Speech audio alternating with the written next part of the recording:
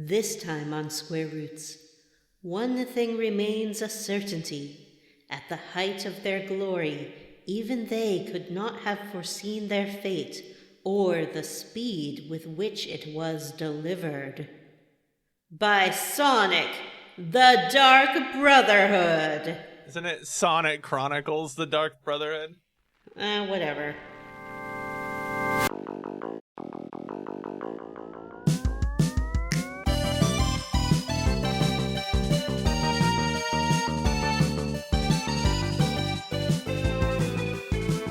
Hey everyone, and welcome to Square Roots, the classic RPG podcast. My name is Jim Banks. I'm joined by Matthew Van Zant. I like to call it Sonicles. Mm-hmm. I like that. I think that's actually, it made me chuckle when I read it. Matt. Thank you. For I don't real. believe you. No, I did. It did. For real. Also joined by Johnny White Lies Brandon. It's true. I gave it a sensible chuckle. I was like, oh. Johnny? Also joined by Vanessa. Johnny eats on Mike I have Brandon. a boyfriend. Excuse me? Mm-hmm. That's the hottest Johnny's- news of all. Matt Johnny stepped on hasn't my good eaten any joke. food today.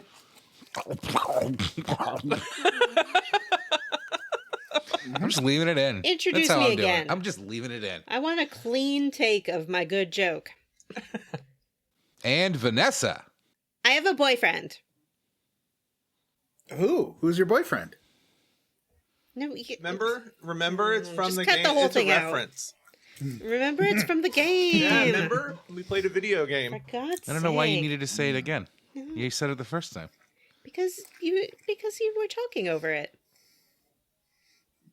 We You know edit, what? though. I should probably take this series That's off. what I was about to say. Come to It's think like, of it. welcome to the magic of audio engineering, where I could just cut all of us being stupid out and just leave you anytime you want. We can have a special code word for that if you want to be like, bingo! And that means cut everyone, only Vanessa sound. You know what? You know what you should do is you should cut all of us talking over Vanessa's joke and leave her joke in, but make it like echo, like it's in an empty room. Oh, talk over Vanessa's my least favorite joke. That wasn't the joke. I can't understand what you're saying with your chicken catsuit on in your mouth. His cheeks are protruding with chicken. I know. All I hear is, Well, listeners won't get the same experience because you guys are like embedded in my jaw with the microphone here. So you're getting all the noise. Jim, what do we do on this show? I already said it. Nuh-uh. But one thing that we do that we have not done yet is to talk about hot Do-do. gaming news. You said doo-doo. Sure did. We're a professional comedian podcast, and we're funny. Because we're doing this like niche game, we're probably going to get a lot of new listeners to this series, and they probably noped out about 1 minute ago. No. Oh, well. I have some hot gaming news. What's that? What's that? You remember when all of y'all went to Canada and you went to GameStop and you broke every game that didn't pass the Bechdel test in two, and you spray painted your pride flags all over the store, and you like got mad at the GameStop employees because they weren't black lesbian women? Well, I hope you're happy because GameStop Canada is closing thanks to woke and DEI. Oh no, where will Johnny buy That's his a- games other than anywhere else? That's according to Ryan Cohen, who tweeted that you can buy GameStop Canada or Micromedia France, and it comes with high taxes, liberalism, socialism, progressivism, wokeness, and DEI. Hey, Johnny, at no additional What cost. are Canada's DEI policies? Because I assume that they must have some. And that can't just be an American thing. Well, it's interesting because it's called driving while extremely intoxicated, and you actually get, like, if you do cool tricks and stuff, you get paid. Whoa. Like, money. I wanna move to Canada. We love DEI Oh. here. Yeah, we have, like, that's the hot ramps. gaming news. about GameStop. Everyone's very confused about what he was talking about and why he would try to be selling his company and then including in his announcement all the reasons I guess you shouldn't buy it because the market is really suppressed at this Yeah, moment. for sale company this that guy- totally sucks. Yeah. This guy also, I think, came in sort of riding the meme stock wave Yeah. to GameStop and bought it as a failing company and now has decided the reason it's failing is because, I guess, women? Don't forget about people of color and homosexuals, Vanessa. Right. And trans people. Sorry. Oh, yeah. The DEIest of all. Maybe if GameStop focus less on woke and more on Wake, Alan Wake, that is. I wanted to hear more about those DEI ramps that Johnny was going to talk about, but Driving under extreme influence. can you? What happens if you grind your car? Well, I mean, you can do that because if you do the like one of the flip ramps and then you kind of do a spin and land on like the guardrails, then you can grind for like a while. Wow. They must wax those things up pretty good. Speaking of grinding, rails. There's a rumor going around today that Tony Hawk 3 and 4 remaster may be coming out in a couple of months. What a fucking I'm very segue, excited. ladies and gentlemen. That was fantastic. Great job. Do you think that the Tony Hawk remasters will have a bunch of Nirvana music as their soundtrack? Why would they? Because Tony Hawk's daughter married Tony Hawk's Kurt Cobain's daughter married Kurt Cobain's son. son. No, it's or the other way something. around. Yeah. Tony Hawk's son married Kurt Cobain's A daughter. new announcement teasing something Tony Hawk related has been teased for March 4th. Activision teased the date in a remastered Call of Duty map, which is set in a skate park, and previous rumors point towards the announcement being a remake of Tony Hawk Pro Skater 3 and 4. I just want to put it out here. I love those games. I love them very much. And I will vanish off the face of the earth if that comes out. Because they're very fun and addicting. And I like to play them. A lot. You think that guy could still do an ollie? No. He I think he uses a cane sometimes because his knees are so terrible. I think he still does stuff. Maybe like charity stuff every once in a I'm while, sure he but does he stuff, has but- really bad joint problems in his legs. What's an ollie? That's when you make the skateboard do a little hop. Oh, no, that's an easy one, right? That's not like a crazy. It's not like a flip board trick.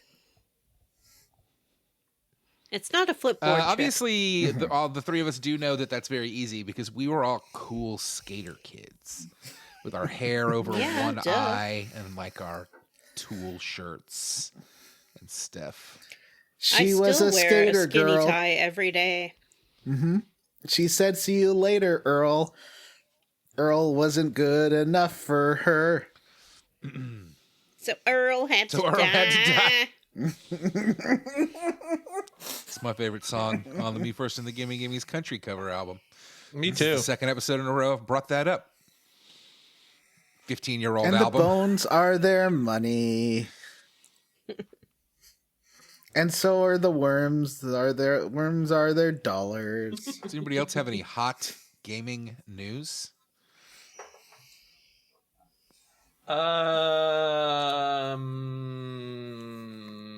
No. Okay, well, I do. Surprise announcement, I believe yesterday. A crazy surprise announcement that you listeners have probably already heard about. A new action RPG based on the Samurai Pizza Cats anime got announced with a 2-minute long trailer. Do y'all remember them Samurai Pizza Cats? Vaguely. It was like a cartoon, yeah? Yes. They're fighting crime all over town, right? That was part of the song. It was definitely like one of those animes that the way I remember it is that it got brought over here as like a Saturday morning cartoon or something. Yeah. Yeah, YT, I think like it was a Canadian show first. Well, no, it was an anime first. But then they kind of did one of those really wacky translations, which didn't necessarily respect the original source material. Although I think it was always like a parody.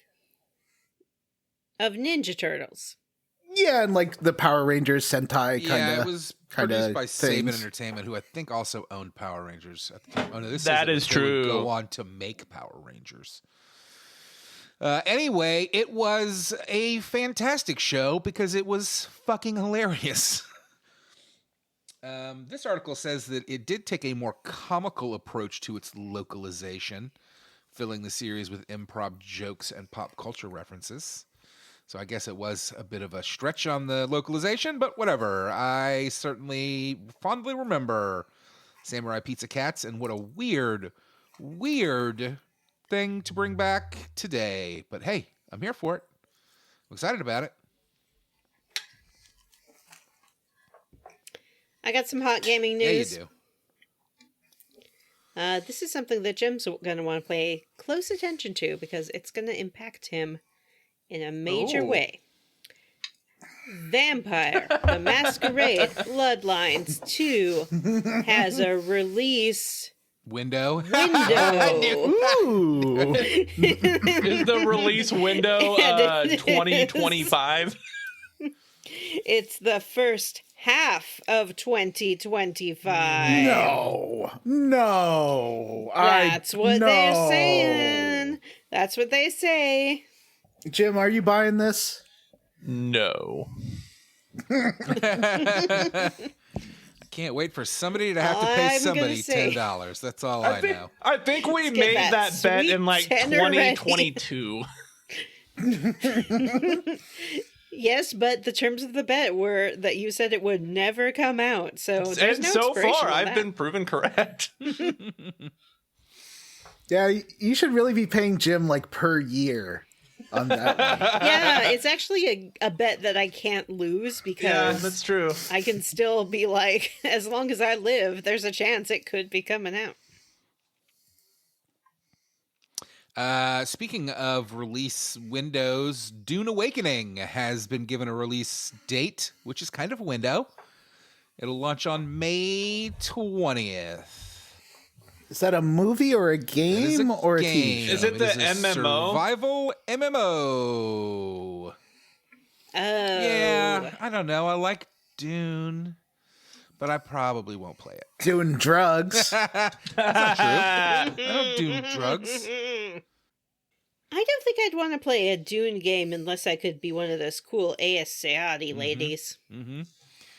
What? What'd you call him? Asiati? The Aes Sedai I thought are she was from, saying- Wheel of Time. You're thinking of the Bene Gesserit. Oh, okay. Yeah. You're Yeah, thinking of that's the what I thought Bene you were saying you're thinking of the ASMR ripoff ladies. of the Bene Gesserit that is in Wheel of Time. Actually, no, you know what? I stand by my statement. I don't want to play a Dune game unless I can be a character from the Wheel of Time. Maybe you can with the character creator. Yeah. I'm going to be the bald empress. What's she called? The daughter of the crescent moon. Daughter of the Nine Moons The- was not an Aes Sedai. That's the She one. was from the culture that enslaved Aes Sedai. Ah, sweet. I Sedai that builds the boat, and I Sedai that sails her. Get it? Get it? I do Good. get it. I liked did it. too. 10 out of 10. Okay, so I do have a piece of hot news. It's not really gaming news. And I don't know that the three of you will care at all. But our listeners might be vaguely interested to find out that there's a rumor coming out. The rumor came out today that for the first time in 20 years, Marvel Comics and DC Comics are going to publish a crossover. Whoa! Spider-Man and Superman and Batman, probably with like Daredevil or Captain America, maybe. You know, that's cool. That's cool stuff. I got a question for you, What Matt. if Dr. Doom met the Joker? No, that's not my question. What if My question Dr. is, Doom met the Joker? What if? do you Can think? you imagine? Do you think, as the fortunes of the superhero movie are waning, do you think that they'll desperately try to do a DC versus Marvel crossover movie in the next 10 years? No. Okay. That Captain America movie made over $100 million in its first weekend. I think they're doing okay. But how much did it cost to make? Well, that's a good point. I have a question. Do you think the premise is going to be the same thing they always do, which is like, oh no, they're taking the battle world, so they have to battle each other? Or will they actually take the time to write a plot that explains why two good aligned characters would want to fight? Somebody has clearly never read the last DC and Marvel crossover, 1994's JLA versus Avengers, where the two worlds were combining and one was going to erase the other, and they had to fight to save their own personal universe. But then in the end, they teamed up to kill the bad guy and save both universes. Remember when Batman and Wolverine melted into That was each a other and series became called the Wolva Bat? That was a series called Amalgam. Amalgam? yeah. Amalgam? Yeah, that probably is how it's correctly Nah, pronounced. it was called Amalgam. No, is this my burger time? And you had Check out the You had amalgams on amalgams her. Spider-Man and Superboy. Uh-huh. You had Fire and someone else, Zatanna or something like that. Who's That Fire? one was wild. Fire is like I think the DC one who's just like a green lady who's always on fire. Nice. I think it was actually Scarlet Witch and Zatanna. That would and make then sense. I don't remember who Fire mushed There were with. some that were mashups of cool. like people that multiple mashups. Like there was definitely a Bruce Wayne Nick Fury mashup, even though there was also a Wolverine that's true. Batman mashup, and there was a Captain America Superman mashup. Those were coming out right at the height of my like young comic book reading, as like a young man, like a teen, preteen, and I ate those fucking things up. Nom nom nom nom nom nom. And today they are unreadable. They're so fucking bad. Trash. I think I must have read a what's it called when they put them all in a book? Crossover? Omnibus? No. Oh. Yeah, like an omnibus of it. Because I definitely read a lot of it. I think when I did, it was before the Marvel movies had come out, so I wasn't really familiar with all the Marvel characters. And I found some of them irritating. Like Elektra. I'm like, who is this They definitely lady? did that thing that they like to do sometimes where they published like one issue of all of these different characters, and they were written as if it was like an ongoing series, So you would read it and be like, what happens next? And you never find out because they only published one issue for each one. X-Men and the Teen Titans probably mashed up. Iron Man and Green Lantern. Yeah. Anyway, we've gotten a bit off topic here, but I was excited when I read that today, and I bet that there are some listeners that'll be excited about that too. That's neat. They hated each other for a long time. For the last 20 years, they've refused to work together. What do you think is prompting them to start working together now? I think that a lot of the people that were part of that feud are no longer with the companies. And also, as Vanessa just signed, I guess, money. Ooh, money, money, money. But to answer Johnny's question, no, I do not think that they will do, certainly not in the next 10 years. I wouldn't say never, but Disney and WB, what are they going to split the fucking profits? I don't think so. Split the costs. 10 years? No. I bet that this, not all of it, but I bet this series of DC movies that are about to launch with the Superman do pretty well. I think there's still a taste for it. I think that Marvel has just kind of kneecapped itself at this point. It's gotten too big. It's gotten too complicated. It's replaced all of its popular characters with new actors.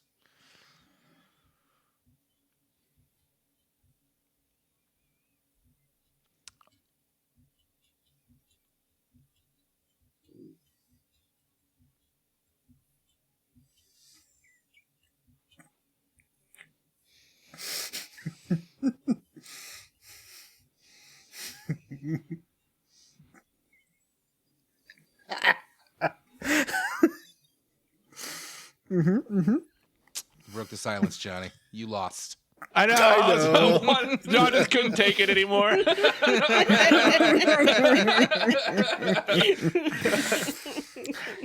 right. How about that streaming? I know you guys didn't do any streaming this week.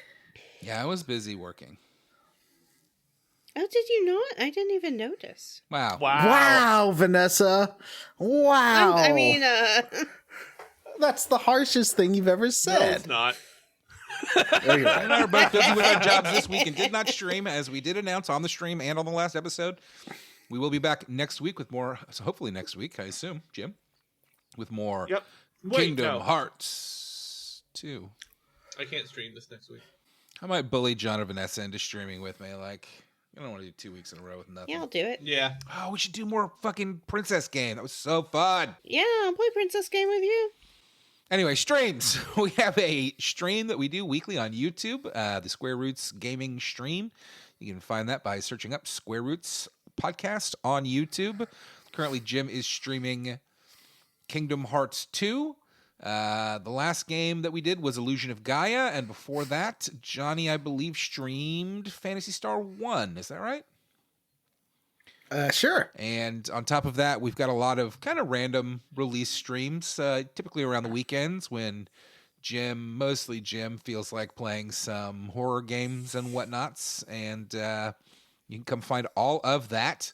And if that doesn't whet your whistle, and you prefer the more traditional kind of long-form chatting about stuff while clips of stuff plays behind it, go check out Bears and Games Neo, Johnny's personal channel. He recently released a review of BioShock 1 for the Switch, which was good. On the Switch, yep. And before that, I believe was the Simpsons? No, Leisure Suit Larry. And the history of Leisure queer Suit gaming. Larry. Leisure Suit Larry. I gotta track Jim down to get some multiplayer footage of Saints Row 2022. Yeah, I can do that this weekend. Okay. I think I could do that too this weekend. Sweet. And hey, if you're in the mood to support the podcast and all of our additional projects, you know what else you can do? You can subscribe at patreon.com/Square Roots Podcast, where we release that's a great idea. monthly bonus episodes, as well as allow listeners to vote on upcoming games like this here game, Sonic Chronicles, the Dark Brotherhood, where listeners voted to make us play this fine, good, fun game that we played this week and we'll be playing for the next few weeks. And Square Roots, patreon.com/Square Roots Podcast. Go check that out. Our bonus episode for February will be about Avowed. The new Obsidian first-person RPG. The new Elder Scrolls game. Pretty much. Basically. But it doesn't. You can't get 5,000 cheeses and put them into your house. That's true, so no. but you can parkour and jump all around like a crazy Mario, and that shit's fun. It is fun. So I'll take the. But I fun like parkour. cheese collecting. Then Have you can you play tried? Skyrim, John. you Skyrim's still there for you. There are cheese wheels to collect, John. Have you tried dropping them in the world to see if you can fill a house with them? I bet I don't he think you hasn't. can I drop bet items. he's just acting on assumptions. Oh, sure Can you you? can. What kind of person can't drop an item? They don't stick to you. I thought you either had to break them down or stash them. Oh, I do like that you can Me stash anything too. from anywhere I at love any that. time. What an But innovation. like, why even have an encumbrance system if you had? You know what? We'll talk about that. That's a great question. Yeah, save it for the bonus. All right. Well, with all that said, it's time for us to break into the Chronicles, obviously.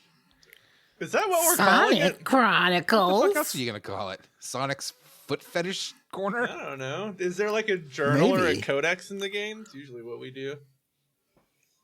Yeah, there is. Rule It's 34. the There is a Chronicle. codex. Yeah. No, there's a codex. It's a BioWare game, so it's got a codex. And you can learn what gun is, although I don't think it explained. I think I did look it up, and it didn't explain what the acronym Oh, I was. told It's you. in the it's, game. It's Guardian Units of Nations or whatever. Guardian Unit of Nations. Oh. You can definitely, in the game, in the dialogue, ask what gun means and get an answer. Oh. Well, I forgot to ask that. All right. I guess. Let's do our normal thing that we do before we start talking about the game itself, I guess, and discuss a little bit about the plot and the gameplay. Let's discuss the game and our history with it. And Sonic. I'll start us off by saying, I want to hear our history with Sonic in general. Oh, okay. all right, well, so first let me say, never played Sonic Chronicles. That's for damn sure. However, I was a Genesis boy, and I did love those Sonic games. In fact, even though Which I is the think best that one? probably if you forced me to play them back to back or side to side, I would not be able to deny how superior Super Mario Brothers World is, or whatever that one's called, the Super Nintendo one. For my Mario money, World. back in the day, them Sonic games were better than the Mario games. Genesis just did what Nintendo don't, you know? Wow. It had the blast processing. Which one was the best Sonic game? I would say just Sonic Chronicles. I would say just thinking back as like a kid, definitely the one where I could play as Knuckles because I liked Knuckles. And you could put Sonic 3 in there and join the two games up. Oh, yeah. And you could put like Sonic 1 and 2 in there and play like Knuckles and Sonic 1, which is crazy. Cool. And actually, you Yeah. know what? I say that now that I'm thinking about it. You know who I really liked when I was a kid and playing these games? Tails. Tails. Yeah, I loved Tails. Everyone loves He has Tails. 2 tails and he can fly with them. That's cool. Yeah, it's so much better than like being a little ball and going fast. Or just having the punchy game should fists. be called Tails the Tails. Yeah. Or Amy's Big Hammer. Amy was not. I don't remember Amy or any of these characters in the original games. Right? They all I popped feel in. like Amy was in Sonic's CD, right? I don't know. I think I definitely didn't have a Sega CD. Her first appearance was Sonic the Hedgehog CD. That is correct. Interesting. All right, Vanessa. Tell us Yeah. about your history with this game and Sonic the Hedgehog in general. This is going to surprise you. I had, and I might even go so far as to claim that I have, in an undisclosed location, a Sega Genesis. Whoa! Why would that surprise us? I don't know. She seemed like a SNES girly. Does she? Yeah. Because of my name, Vanessa. I did have Sonic 2. Is that the one with Yes. Tails? Or is Tails in the No. first one as well? Okay, so I had Sonic 2. I had the Sega Genesis. I did play it. I don't think I ever beat it. I'm not a Sega girl. I don't like Go Fast. And Sonic's whole thing is about Go Fast. I find Go Fast to be too frantic, too frenetic. I didn't like his tude. I don't like a tude dude, you know? Like, I don't like Raphael. I don't like Sonic. I don't like Busby the cat. I don't like... Bubsy? I don't know, land sharks. They probably had a tude. Oh yeah, Anyone Food that's trucks like, definitely had tude. yeah, we got tude. I'm like, I'm not here for it. I don't need your attitude. I don't want your attitude. I want a nice, sweet plumber boy with a thick mustache like Mario. Vanessa likes more of a stereotype in her media. Yeah. I want to understand someone's ethnicity so I can know how to categorize them in my head. This game has dwarves, elves, yeah, Italians. dwarf, elf, Italian. Italians. We're doing the hand a thing. Oh yeah. A hedgehog. I didn't know what to do with that. What am I supposed to do with a hedgehog? Can't cuddle it. It's prickly. It's got prickly spines all over it. Hedgehogs. I'm not gonna do it. I'm not gonna get pricked. No, sir. So that is my history with Sonic. As for my history with this game, I don't think I'd ever heard of it until you guys started talking about it. And when you did, what I heard is that it's terrible and we should never play it for the show. And then one of you put it on the vote and it won. So here we are. Yay! What about Jim? Oh. Yeah. As far as Sonic goes, I did not grow up playing Sonic. I mean, I played it a little bit, but I thought the Sega Genesis was for rich kids. And that's I the didn't opposite have of one. how I feel. Oh, I really? feel like the Genesis was the cheaper console, and that's what the cheaper parents would buy. The poorer parents would buy the Genesis because it was a video game machine that was cheaper. Was it cheaper? And the SNES boys Yeah, were I think the it was Richie like Riches. 100 versus 200 when the SNES came. But the SNES came out 2 years later, right? So that's probably why it was $100 versus $200. Well, I just didn't. I knew like one kid growing up that had a Sega, so I never really got to play any of the games, even though I thought they all looked super cool. But my exposure to like Sonic media, like I remember the cartoons from when I was younger. Never really got into Sonic as a character until my daughter was little, and on Netflix they used to have that. There's like a Sonic cartoon that takes place in the future where Sonic is like the leader of a resistance against a fascist police state. Yeah, and that one is fucking crazy. It's fucking weird. I remember. Do they still eat chili cheese dogs? Yeah, Yes. that one's very chili cheese dog heavy. For sure. That one my kids got into. Was it Sonic Underground? Yeah, I think it is Sonic Underground, yeah. And they would like they were like in a rock band. That one my kids got into at one point. It was on Netflix or Prime or something when they were younger, and they watched the whole fucking thing. And it looks like shit. It looks like one of those 90s Disney Channel cartoons that they slapped together with like a few animators in the back of a truck or something. But yeah, I remember that one, and my daughter and I currently really enjoy all those new Sonic movies with the guy that played John Ralphio and James Marsden. Yeah, Sonic Those 3 are just all- hit Paramount actually, so good Yeah, timing. it's pretty good. It's fun. As far as Sonic Chronicles, never played the game. I'd never even heard of it until Johnny brought it up. Like, I feel like probably in the first 6 months of the show starting, John mentioned it. I feel like it was the first the first time we acknowledged January or BioWare. Okay. Yeah. And I was like, well, then we have to do Sonic and Jade We Empire. hadn't been doing the show for that, but John's been threatening us with this game for years and years. I always And thought this now would be a it's game they'd here. end up doing like as a bonus eventually. Oh no, I think it requires the time to really break down and look at each facet like a Yeah, diamond. there's a lot going on in here in this game.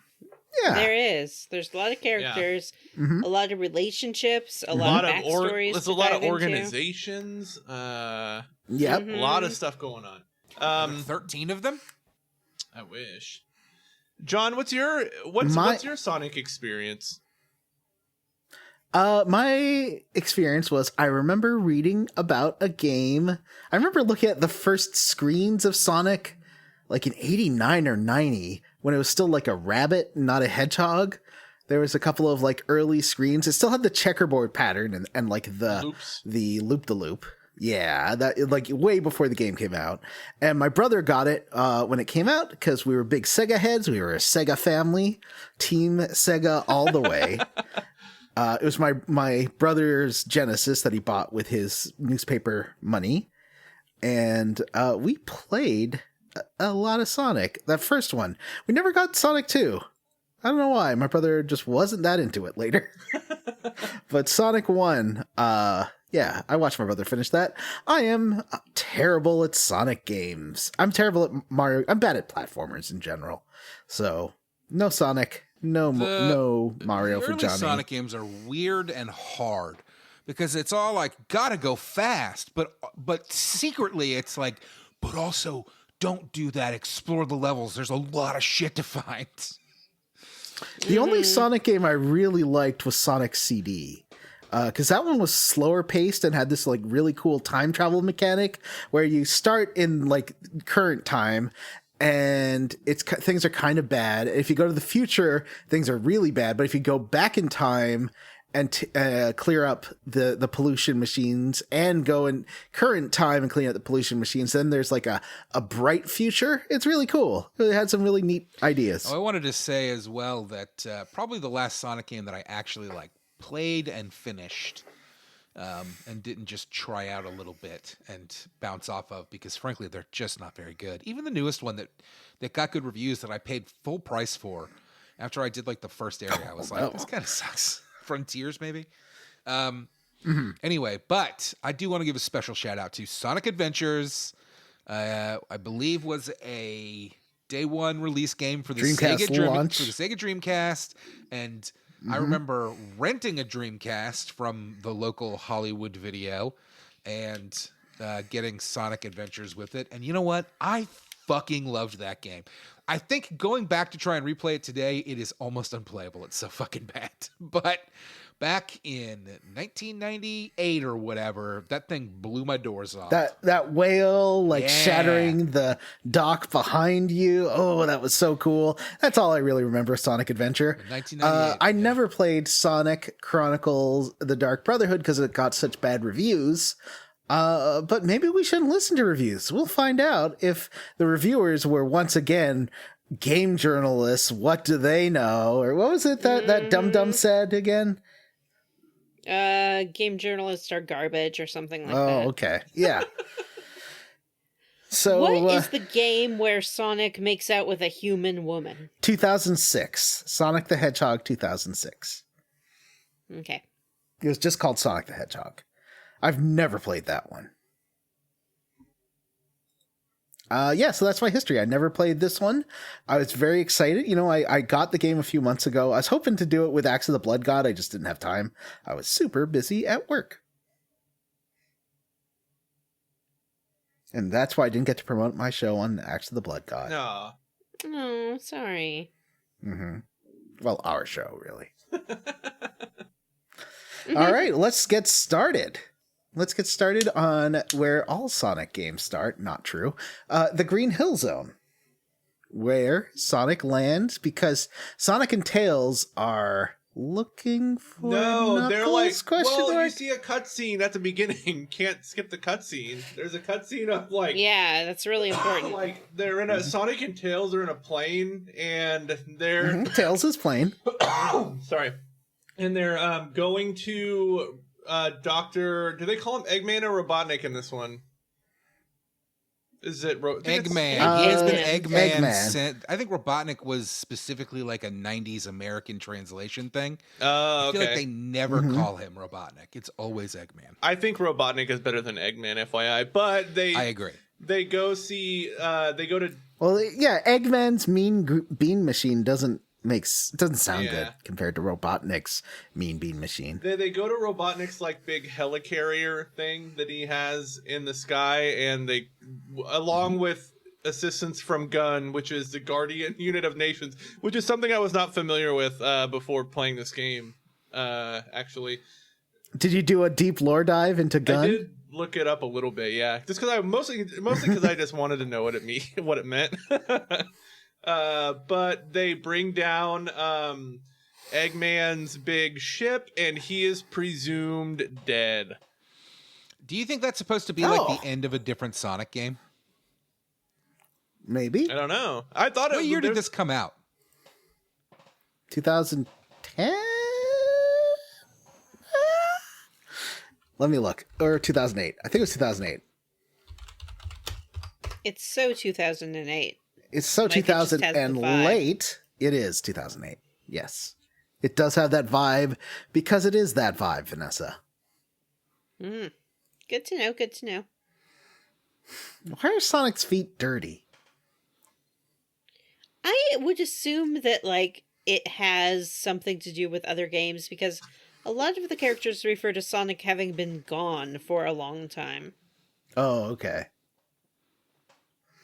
Well, you land in the Green Hill Zone. There's no plane for some reason. Why is there no plane, Jim?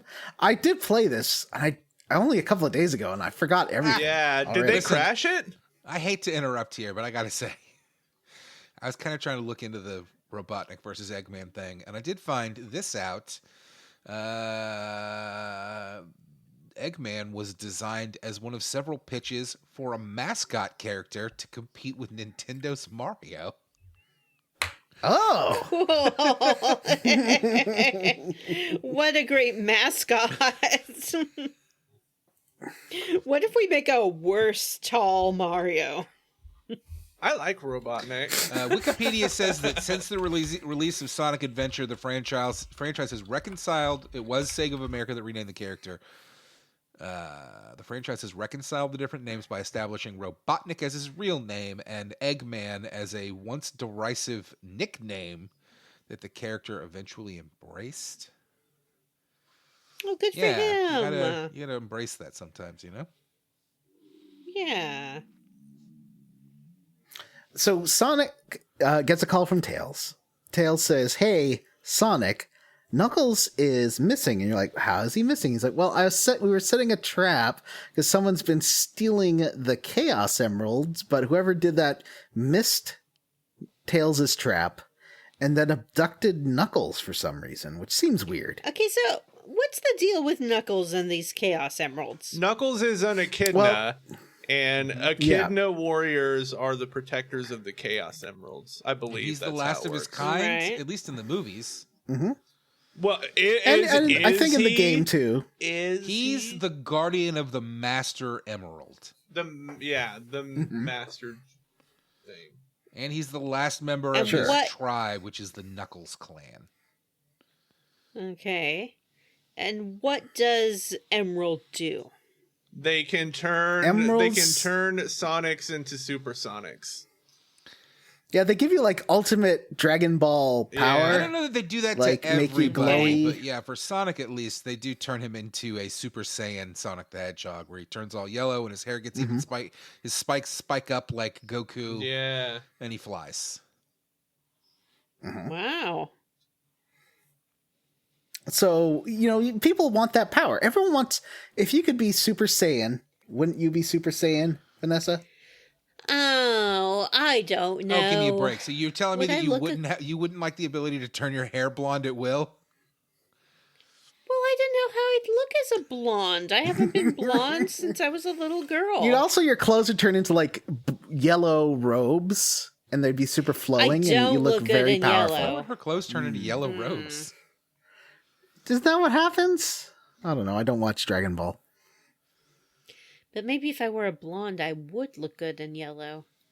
I don't know. I think it would still reflect on my skin in an unpleasant way. I don't think Super Saiyan life is for me. Okay. I think that Vanessa's just being a contrarian. You start out in the Green Hill Zone. There's a guy who asks you to do like a simple task Hey, for will him. you chop this wood for me, Sonic the Hedgehog? Oh, okay. I love this. was so I weird. love this. This sets the tone for the whole game. Here's something. There's stupid. always But you it's always and you the guys. chopped 4 pieces Yeah, I of was wood, like, and am he's I- like, "Great What if it's like, job!" am I done already? Like, you hit the button like 3 times and it's over. Also, you don't have to, because this is where the game introduces the classic BioWare multiple dialogue options. I hope that you're all choosing the snarky Sonic responses because they're quite fun. Is Vanessa drinking like vodka straight from the bottle? Yeah, yep. Wow. She poured a bottle That's of vodka hardcore. into her Fiji water bottle so that we wouldn't know, but I can smell it from here. I think Fiji water tastes like it came from the bathroom. No. I think it has a pleasant metallic I taste. like it. You think does it taste like toilet tank water? Like if you just put a ladle into the tank of a toilet and started drinking from I there? bet it would So what's taste your like The that. favorite? tank, Nothing not wrong with the the tank of bowl. a toilet. The pee hasn't been in there. Yeah, it's the tank, not the I bowl. understand what you mean. That's still gross. All right, what's your favorite bottled water? Go. I like. Oh, Probably go ahead. probably Fiji. Sometimes we have Evian, but That's so 90s. mostly Fiji. Sorry, I'm a 90s girl. What do you want from me? Because you were born at the end of them. Yeah, exactly. Jim. I like smart water. 1999. Good stuff. What about you, John? I don't drink bottled water. What about you, Matt? I like Zephyr Hills. It's made here in Florida. Never even heard of it. Really? Yeah. I just kind of assumed it was a nationwide thing. Actually, usually drink from my very nice canteen here. Oh, I have a fancy big water filter thing where you like pour the water in the top and it filters down like a Brita, but it's big. It's like Yeah, I have a big Brita too the that size sits in of my a- fridge. yeah. And it's bigger than it's too I big have to a go in the Brita water fridge. bottle. It sits. It's bigger than a water bottle. It is the size of like if you go to a conference and they have crafts of coffee and Oh yeah. pull the nozzle and the or water like what comes they out. put the like milk in at coffee bars at hotels. Yeah, it's like the size of a keg, and it has a little Whoa. nozzle, but I have forgotten to make the water, and so I am drinking a bottle of Fiji water, even though it's in plastic, and I think the Fiji people are supposed to be, I don't know, problematic somehow. Nevertheless, that's what I'm drinking. This has been Vanessa's water talk. But That was good yeah. water talk. This is what do they call it? This is good, nice water cooler chat. Mhm. Good, nice water cooler chat. Mhm. Welcome to Vanessa's Good, Nice Water Cooler chat, where we talk about my good, nice water cooler. All right, I have like an immediate bone to pick with Sonic Chronicles, at least the first chunker anyway. Yeah. No chili dogs. Where are the chili dogs? I like, don't remember why the am I chili not? dogs ever being a part of the games. I remember that being a show thing. But that's dumb. Yeah. I'm like the fact that I have to heal myself with health seeds and POW candy. Like, what the and fuck? Leafs. Oh yeah, and leaves. Well, apparently, Knuckles has been, according to Tales, kidnapped by someone called the Marauders. Like Slaughter's Marauders, if you remember in G.I. Joe, when there's like a branch off of G.I. Joe led by real life wrestler Sergeant Slaughter, and it was called Slaughter's Marauders. I think Jinx, the red ninja, she was my favorite G.I. Joe. I think she was part of Slaughter's Marauders. She had two I swords. don't She was remember her really being part cool. of Slaughter's Marauders. Maybe she wasn't.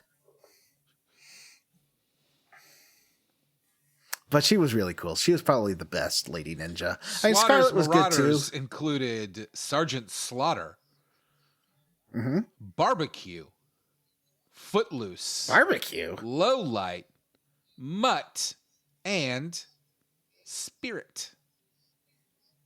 Oh, okay. Huh. I thought it was a bunch of new guys. Wow, Those John not has Kazam disease. Yeah, I do have the Kazam disease. You're right. I have the Kazam disease. Oh, where you think that? Okay. Yeah. So then, we have to make our way to Central City, which is sort of, you have to like go on a raft, and then there's a whole wide open area full of monsties to fight. And there's a guy who's like, this is a puzzle, but you can't complete it yet. A lot of that in this first area, a whole lot. Did you Oftentimes guys- you'll walk up to something and a little bubble will appear above Sonic's head that'll be grayed out, and it's like, stupid. You need the character that has the ladder to get up here, even though pretty quickly we get Tails, who can fucking fly. He can't get up there, but you need a ladder. I made a mistake here. Oh, go ahead.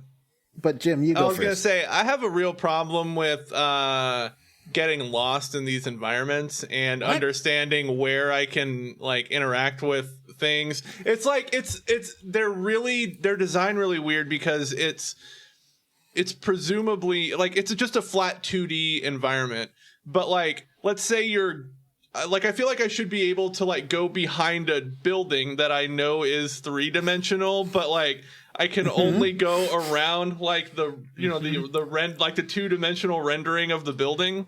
I find that to be really I noticed that confusing. a couple of times. While I don't Sometimes you can go behind buildings. I don't really say you can get lost in these levels because they're small. But I will say that I agree with you that like it is very hard in this game to figure out like where am I supposed to go? There's like an obvious track through the middle, and then there'll be like one little bump, and you're like, oh, I have to walk onto that, and it'll like let me do something. Yeah, sometimes it will put a star on the map, but a lot of times it won't. I made a mistake here because you ran into Amy because she is rushing to tell Sonic about how she doesn't even care about Sonic anymore because who cares? She's got a new boyfriend, astronaut Mike Dexter, and he's really hot and cool and lives in Canada, so you wouldn't even know him because he doesn't go here. But he's amazing. I'm sorry. Astronaut Mike Dexter is not who it is. His name is Dexter. He's a serial killer that lives in Florida, and that's why you can't ever meet him. Okay, sorry. His name is Dexter. He's a little boy. He has a sister named Dee Dee and a laboratory in his bedroom. Yeah, this is pretty great. Amy very much is like, I have a new boyfriend. I don't even care about you anymore, Sonic. And Yeah. So does Amy's deal. I thought at some point, I thought Amy was his sister no, until this point. No, now it's obviously not. she's the love interest. Well, she might be. I don't think that hedgehogs are particular about reproducing. According to the wiki, her whole thing is that she, like, her whole personality is she has a crush on Sonic and she has a big hammer. She's like Sally to Linus, right? Because Sally's Charlie Brown's sister, but she has a big crush on The Linus. wiki does say she does have a fiery temperature, and her infatuation with Sonic makes her short-sighted and a bit obsessive about him. It's that like late 90s thing where they're like, we need more representation in this game. We need a girl, but like they can't. They don't think it past put girl in game, so they definitely. It's the most insulting version of that character that it can be. We need a girl, and she should be fucking obsessed with the main character. Like she should. It's be not like the thirsty. 2000s character Rouge, who is the 2000s like hot, sexy, horny gamer girl. They are so fucking Rouge is mean to empowered. Rouge. It is crazy. Amy's like, ew, I got cooties on me because you touched me. And I'm like, she works for the government. Leave her alone. It's that whore, Rouge. It's wild. It is wild stuff. All right, so Jim, Amy is pink, what game and is that's Rouge how you know from? she's a girl. That's true. Yeah. Jim, what game is Rouge from? You know what? Let me look. Yeah, Jim's our lore guy. Yeah. I don't know much about Rouge. Rouge is a bat, and she her first appearance was in Sonic Adventure 2. She's this is how it describes her. She's an anthropomorphic bat and jewel thief who has worked as a part-time government spy for the president of the United Federation, and she's in close association with the Guardian Units of Nations. She's a world-famous treasure hunter with a weakness for jewels like the Master Emerald and Chaos Emeralds, which she always obsesses about. She is trained she's trained in combat, stealth, infiltration, and she possesses both super level kicking power and flight. She doesn't do a lot of Nice. damage, though. She doesn't. What's the deal with that? Oh, I have a lot to say about the stats in this game. Well, so when Amy shows up, she's your first party member. And let's talk about the combat. Let's talk about the combat here. Yep. The combat. Do you ever play Elite Beat Agents, any of you? No. Nah. Oh wow! You should. It's probably the best DS game, and has amazing combat. Which no, it doesn't have combat. The rhythm game just plays like the combat in this. It's similar. I did but play better done. a game recently called Sea of Stars that reminded me a lot of this game which is to say, it makes you do a lot of stupid shit to get your attacks off, and it annoys me. I've never done one of Tails' healing abilities. I have also not been able to pull those off fucking once. It took me until the end of the chunker to pull off a single one of those line challenges. I finally started getting those. I can never do Tails. Let's talk about the way this works. Okay. So you have your standard attack, right? Wait, hold on. Can Yeah, we start at the top here and say this game is stylus only? Oh yeah. Stylus No direct only. control over You Sonic. can use You the are left and dragging right that button to interact stylus. with things. Yeah. The left and right bumper. But at that point, you have to do everything else with your stylus. So why wouldn't you just tap on the? Yeah, I just tap it. on the icon. Just tap it, friends. Just tap it. Yeah, it's stylus only. So Sonic walks with the stylus. Every menu is accessed with the stylus. Everything is all stylus all the time. My hand hurts bad. Is this? I mean, okay, so it's one thing to make the choice to make your DS game stylus only, but do you guys feel like at least it's implemented well?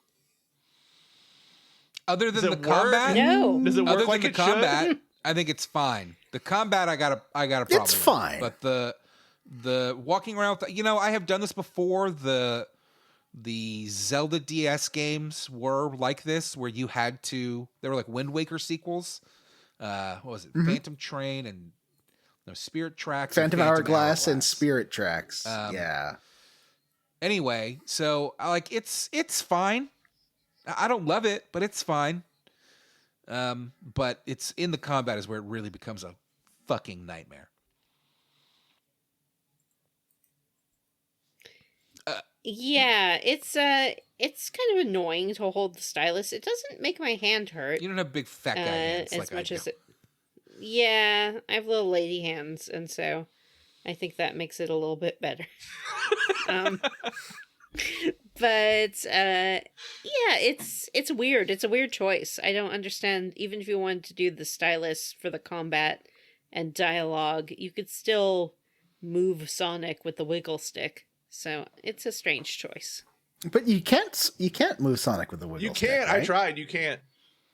No. Yeah. I will say, Yeah, I think moving Sonic around the environments is hands down the worst part of this game. Yes, 100%. It I sucks. agree. There's no opportunity for him to be fast. Usually you're going achingly slow through these stupid fucking environments. And it's boring. Moving him around the environments is fucking boring. Even if you come to like a loop-de-loop, you have to walk up to it slowly Press and the then button tap and the he goes, loop-de-loop button. "Woo," and then Even you're that done. is slow. Even his progress Yeah. through the loop-de-loop is incredibly slow. So I'm kind of the opposite of Matt. I think that the combat is good. I just don't like the traversal. The only problem with the combat for me is specifically Tails' support moves. I can do his attacks fine. Like that robot attack, I do that every time. But I don't know, his healing moves, there's something about the timing on them. It like starts from the bottom and I don't see it in time. Yes, I wish that Every time. His are the worst ones for like giving you a little warning that's about to start. Yeah. Especially since it's like you give everyone commands for the turn and then it's like their speed check assigns which one actually shows up first. So you can't like prep. Yeah, You have to like know what order it'll happen. Yeah. I guess it does tell you in the top screen. Just to clarify what we're talking about, the combat of this game is turn-based, turn-based, kind of classic JRPG combat, but all of your special moves involve using the stylus to perform some sort of action. There only seem to be 3, and they're used in a variety of ways. So sometimes you just have to tap a circle multiple times and fill up a bar, basically, to pull off the attack. I like those. That one's pretty easy.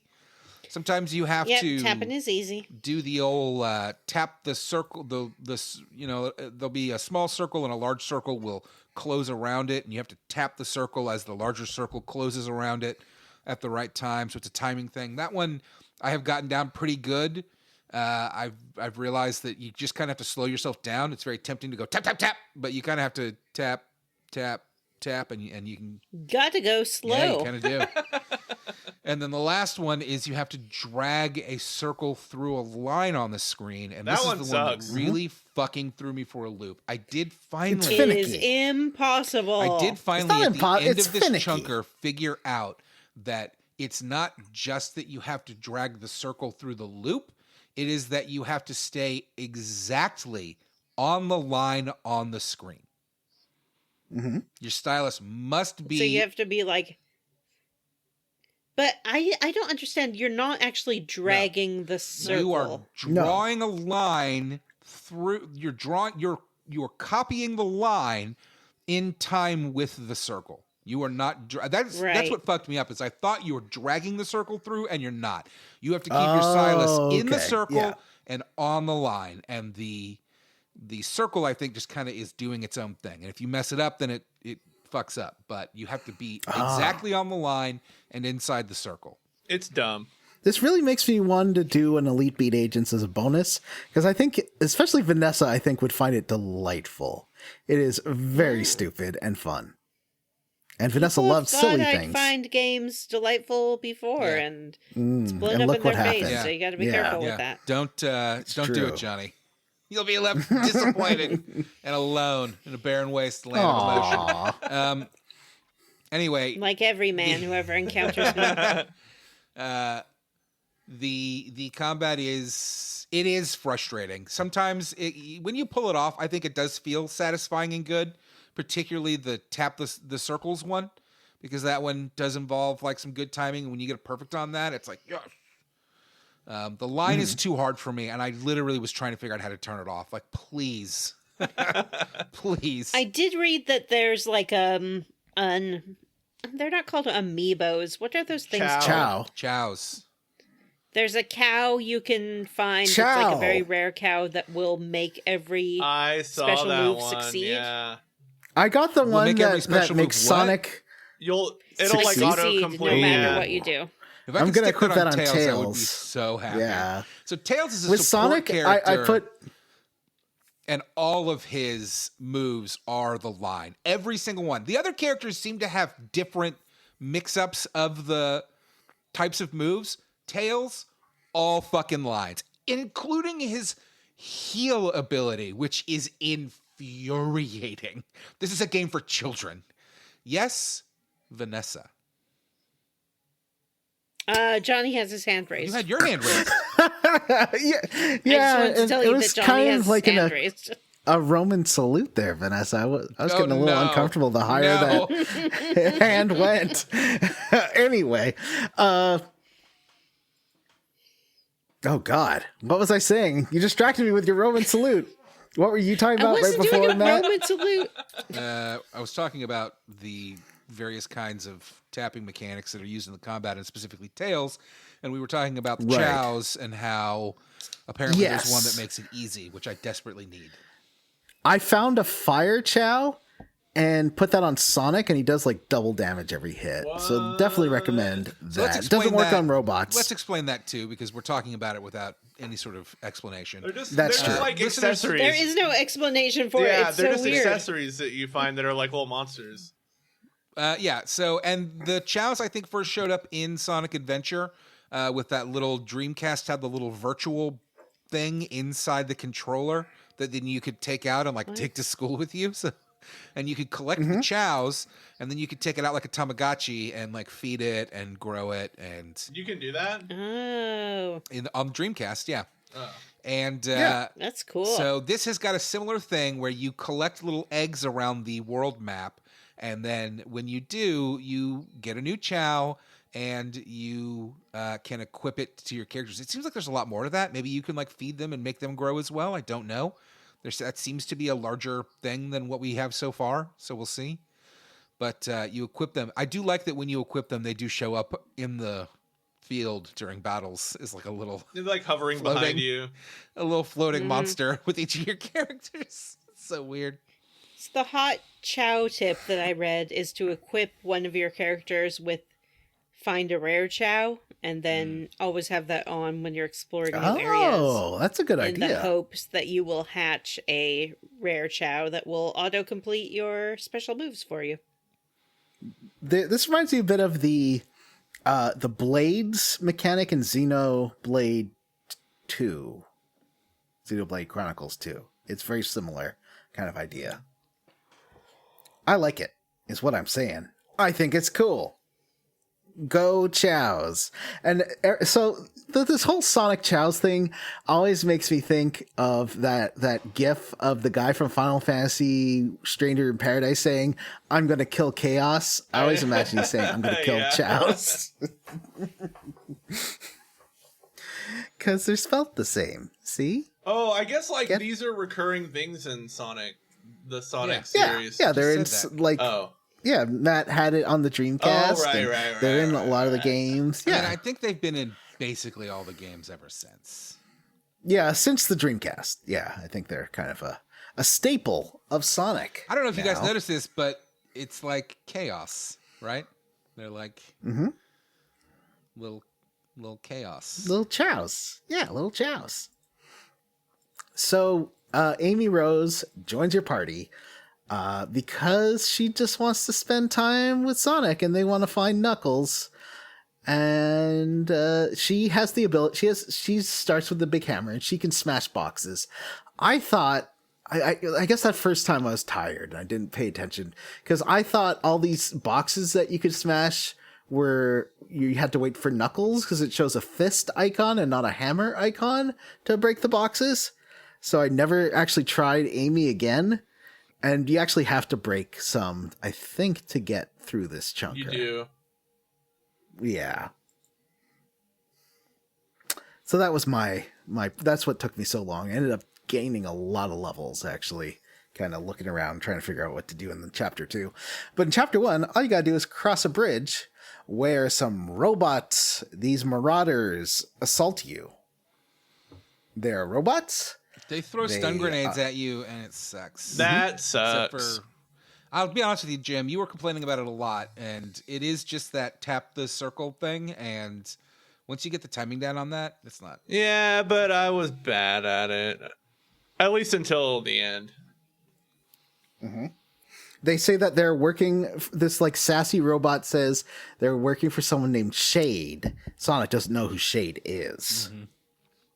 And Tails is like, well, why don't you come see me in our headquarters and we can see if we can figure out who Shade is. So you head to the beginning of chapter 2 now. We're looking for Knuckles and we're in Central City and Tails has a cool headquarters, which also functions as your like camp where you can maybe talk to, you can talk to characters sometimes when they're there. Sometimes. Only at the very end of this chunker. Otherwise, Yeah, this Big thing is was empty there. the whole time. It's just Sonic hanging out. I mean, it's basically a heal spot, like a free Yeah. heal, which is pretty great. Yeah. I abuse this thing. I have a conversation. I have to have a conversation with Johnny. Oh, hi. Johnny, I'll you just go sit in the have corner. gotten mad at me multiple times this week because I am not treating Tails like the child that you claim that he is. Yes. But let's look at what we know about Tails. Okay. Tails has his own laboratory. Yeah. He Just has like an Dexter. airplane, which he Just apparently like- has a license to Do fly. you need a license assume- to fly an airplane in this universe? It's not Earth. And Vanessa, look up 6-year-old flies plane. I'm sure you'll find some videos 6-year-olds flying planes. Oh, okay. She's taking out her phone. How old is Tails? Tails is 38 years old. No, I don't know how old he is. Oh. So it's legal. In Sonic Adventure, characters were given official ages, with Tails being 8 years old. Okay. How old is Sonic? Yeah, but I saw that Tails' age has been decanonized. What? Oh, Jessica Whitney Dubroff was a 7-year-old American trainee pilot who died while attempting to become the youngest person to cross the Atlantic. A 7-year-old? Yeah. I found unaccompanied Those parents felt great 6-year-old about their boy life put on choices. wrong Yeah. flight. You found... Oh no, sorry. Just fly across the U.S. Yeah. In 1996. She technically couldn't be a pilot. Weird. Yeah, all I found is 6-year-old boy put on wrong flight by Mm-hmm. the airport Is it staff. like the pilot let the kid sit in his lap to fly and like, oops, flew into the Pentagon? That's like a reverse Too Home soon. Alone in that it's a horror movie. And if my child was on the wrong flight, I'd lose my fucking mind. Oh man, if you guys watched Mayday Air Disasters Investigated, you find out about the time that a pilot let his young tween son play with the controls, and he pressed the wrong button and crashed the plane, and everyone died. Wow. Wow, Jim. It's just funny that like the people that build airplanes be like, you know what? Let's put a button in here that will 100% crash the plane if somebody pushes it on it. So this is from December 25th, 2023. This little boy was supposed to go to Fort Myers from Philadelphia, but they put him on a plane to Orlando Did he instead. fly it? Did he? Is that what Free happened? So, vacation, Disney World time. I don't think that he flew it. Let's see. Here's a video. 6-year-old genius kid becomes Ethidad airline pilot for a day. All right, well, You Vanessa, think while he's Vanessa's like looking it that would've up, been there's funny actually if he something was like, I wanted. He's a 7-year-old kid that found a pilot jacket and a pilot hat and just walked onto a plane and was like, "All right, I'm your captain today." yeah, that's what that movie Catch Me If You Can is about. Yeah. There's something I wanted to bring up as well, actually, and that is Vanessa showing us her phone. Oh, Oh, look. he's just a little guy. Oh, nice. That kid looks like a he's turd. I don't He's like about that to kid. crash that plane. He's in a little pilot That's a flight uniform. simulator. It's a flight simulator, yeah. He's sitting in the flight simulator with the pilot. At any rate, so we've established 8-year-olds can fly planes, but not very well. Well, I which makes sense because doesn't Tails crash his plane at the beginning of this junker? So He's crashing his plane in every Sonic game, I think. So, sure. Where are his No, parents? he didn't crash. He didn't crash his plane this time, though. He says he had to take apart his plane to make the traps. Oh no, that's why he couldn't fix his plane, because he used the special parts to make the traps for Knuckles. which was a Until we need the plane, waste at of which point effort. it's just fixed. It's just magically Yeah. fixed, and he has Yeah. the parts. We didn't really So talk about. I know that we're in the middle of the thing here, but we didn't really talk Mm-hmm. about the development of this game. We just kind of laughed about how it's a BioWare game, and isn't that weird? And do we not want to kind of discuss that a little bit? Like, is this not? Do you know who directed this? Vanessa's friend, Mark Dara. Whoa. Oh. This was BioWare's first attempt at a handheld project. And then this says, Wikipedia says that the game eventually transitioned to a Sonic project with over 30 people involved. Oh, I see, because they made it a Sonic project. Yeah, it kind of. One thing I will say, actually, Why I'll did save this for BioWare the make this squarely game? against. That's the question I'm really trying to get at. Why did BioWare make this Yeah. game? Somebody explain it to me. I guess that they were building like a handheld game and like, oh, we can make this into a Sonic game.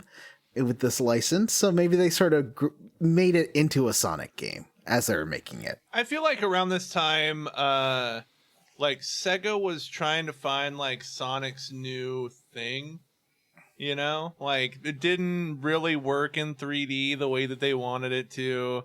I think didn't they make like a Sonic platform, like a 3D platformer around this time too? Is that what that Sonic 06 was?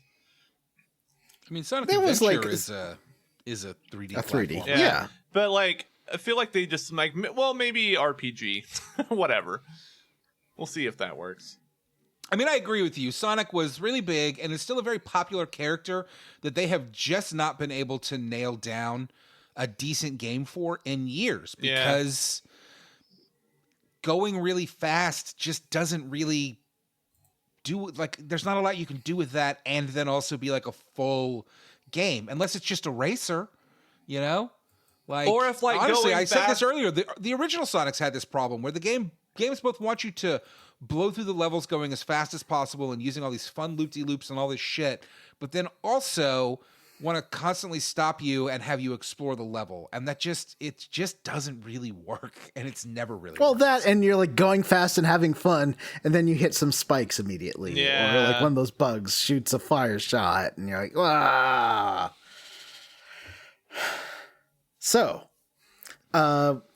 Tails says, okay, we got to, I can't trace the roots of these marauders. Let's go talk to Gun, because Gun, the Guardians of the United Nations? Units of Nations.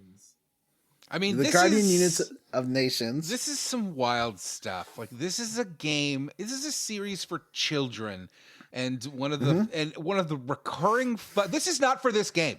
This is a recurring thing in this series that you work with Gun, the military. You work with the military, which is called Gun. Don't you Weird remember, like stuff. in Super Mario Brothers Odyssey, where Mario takes orders from the president and has to go on some go assassination rescue- missions? Yeah. So you go to the Gun HQ, which is like, 3 feet away from, or 30 feet away from Tails' house, and they start like giving you orders. He's like, "You have your orders." I'm a hedgehog. Yeah, I was like, What do you mean I have my I gotta orders? fucking work for you, my friend. I was like, who are you? Why are you yelling at me? But there's a long conversation with like Chaotix is on the case, Yeah. who is of course the crocodile that worked with Knuckles in the Yeah. 32X spin-off. Well, his Knuckles Chaotix. name is not Vector Chaotix. the crocodile. Yeah. Vector the crocodile, Oh, part sorry. of Team Chaotix. And Rouge Right. the Bat, also I think a part Rouge. of Team Chaotix. I don't Sorry, think Rouge. Rouge was. It was Charmy B, who was a bee. It was Espio the Chameleon, who was, I think, an aardvark, Oh, yeah. maybe not a. And then there was Excuse me? Vector. No, Espio's a Yeah, chameleon. he's a chameleon. And then there was Vector the crocodile, who was a crocodile. It was a Knuckles Chaotic. Yeah. And that sniper guy was in the Sonic the Fighter's fighting game, which is like, it's based on the Virtua Fighter 2 engine, and is one of my favorite fighting games of all time. It's bonkers. Sniper Wait, guy. what's it called? Sonic the Fighters. Sniper Wolf? Yeah, there's that sniper. Like, go back to the list of the members of. Wasn't he one of the guys is a sniper. Espio the Chameleon, is he a sniper? It says he's an investigator Yeah, I think it is. here. Oh, okay. Then let me see. Who is. Can we just say that Okay. the more, as much as it, I think that this is like the Sonic team learned the wrong lesson from the original series, which is they added Tails, and Tails was popular, and people like Tails. And then the third game, they added Knuckles, also popular. Like, this is fun. And since then, it's just been, let's add more weird named animals. But the thing is, Weirdly like, named anthropomorphic animals, and nobody has given a shit about a single one of them since Knuckles. they're all Nobody just, cares. they're all kind of just like. Oh, Fang the Sniper. Oh, okay. Is he on? He's is he a on Chaotix? weasel. Oh no, he's a Jerboa. I don't know if he's in Team Chaotix. Oh, okay. He first appeared in Sonic the Hedgehog Triple Trouble. What the hell is that? God damn, there's a lot of Sonic games. Yeah, there is. That's a Game Gear. That's a Game Gear and Master System game. Oh. Oh yeah, so Fang the Sniper is a Jerboa, which is not a rodent. Oh, it is a rodent. Yeah, it's a rodent with super giant ears and like looks like a kangaroo. Like it's got really big rear legs. It's All right. weird. Okay. I just Look at need a to jerboa, quickly, Vanessa. I want to apologize to our listeners for doing this to you. We are having fun with all of this nonsense, but I do understand that this is impossible to follow. That's not your fault. It is impossible to understand.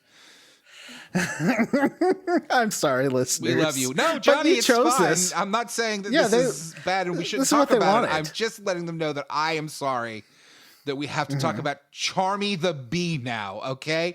Charmy the Bee. Charmy the Bee, a going concern. Does Charmy the Bee show up for this game, though? That's my question. I mean, Vector the Crocodile did. That's true, and he's a 32X reference. 32X! That's amazing. Vanessa, have you looked up that rodent yet? No, absolutely not. Go look up I want your Jerboa. Go look it up. Charmy was in Sonic Heroes, Shadow the Hedgehog, Sonic Rivals, Mario and Sonic at the Olympic Games. That was just a cameo. Super Smash Brothers Brawl was a cameo. Don't spoil whether or not Charmy show. Who's Jim? Yeah, I don't want spoilers for who's going to be in the game. Yeah. I want to be Vanessa, excited every time I meet a new friend. I put a Jerboa in the group chat. Okay, let's have a look at this thing. Whoa. Weird. Oh. I've never. This is Look a at how crazy Australian. It looking. looks like a little mouse rat thing, a little kangaroo rat. It's crazy. I love it. Weren't those in The Rescuers Down Under? I don't know. They're African. They're I wouldn't be not Australian. surprised. It certainly looks I feel like Australian, there was- and I think it Yes. probably is. Did you say African, John? I Yeah, felt they're like African. there was like a shot of these in The Lion King doing something. Yeah, that would make sense. That is in Africa. The whole continent. Ears are crazy. All right, so let's move on. All right, so We go to the So what does headquarters. Gun He's- tell us to do? They're like, you need. I don't even remember. There's a bunch of abandoned bunkers that they suspect the Marauders are broadcasting out of. So to triangulate or pentagulate them, we have to track down the communicators in each bunker. Well, we figured this out after finding the first one, but there's a bunch of bunkers we have to investigate Yeah, in the we're Green just Hill looking for Zone Knuckles in and each Century one. City. To get to every part of the city and to a different part of the Green Hill Zone, you have to solve puzzles. I was figuring we could save these puzzles to the end. That could be like the thing we talk about at the end. I do want to say, I think you Sure. skipped. I could be wrong. This is once we go to Gun. When we leave Gun, that is when Rouge the sexy Right, you're bat right. Yeah, joins the because team. she's. Rouge we the tell her. hoe.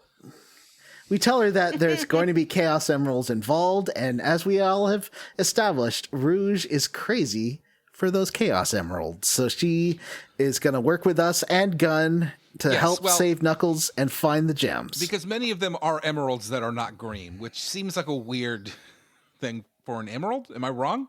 Can emeralds be not green? I thought emeralds were I green. believe so. I believe that emeralds can be other colors, which is really weird. But look it up. Maybe I'm wrong. Well, you could have a pink diamond or a black diamond. I don't see why you couldn't have Yellow a pink horseshoes, emerald. Pink pony clubs. purple clover, Pink pony green gloves. clovers, yellow stars, and purple horseshoes. Purple horseshoes. Yeah. Yeah, that makes sense. Yeah.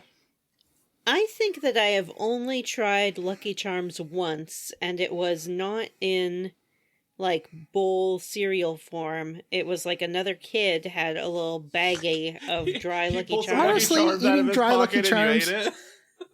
Eating dry Lucky Charms is a perfectly valid way of eating Lucky Charms. They're fine as a little snack.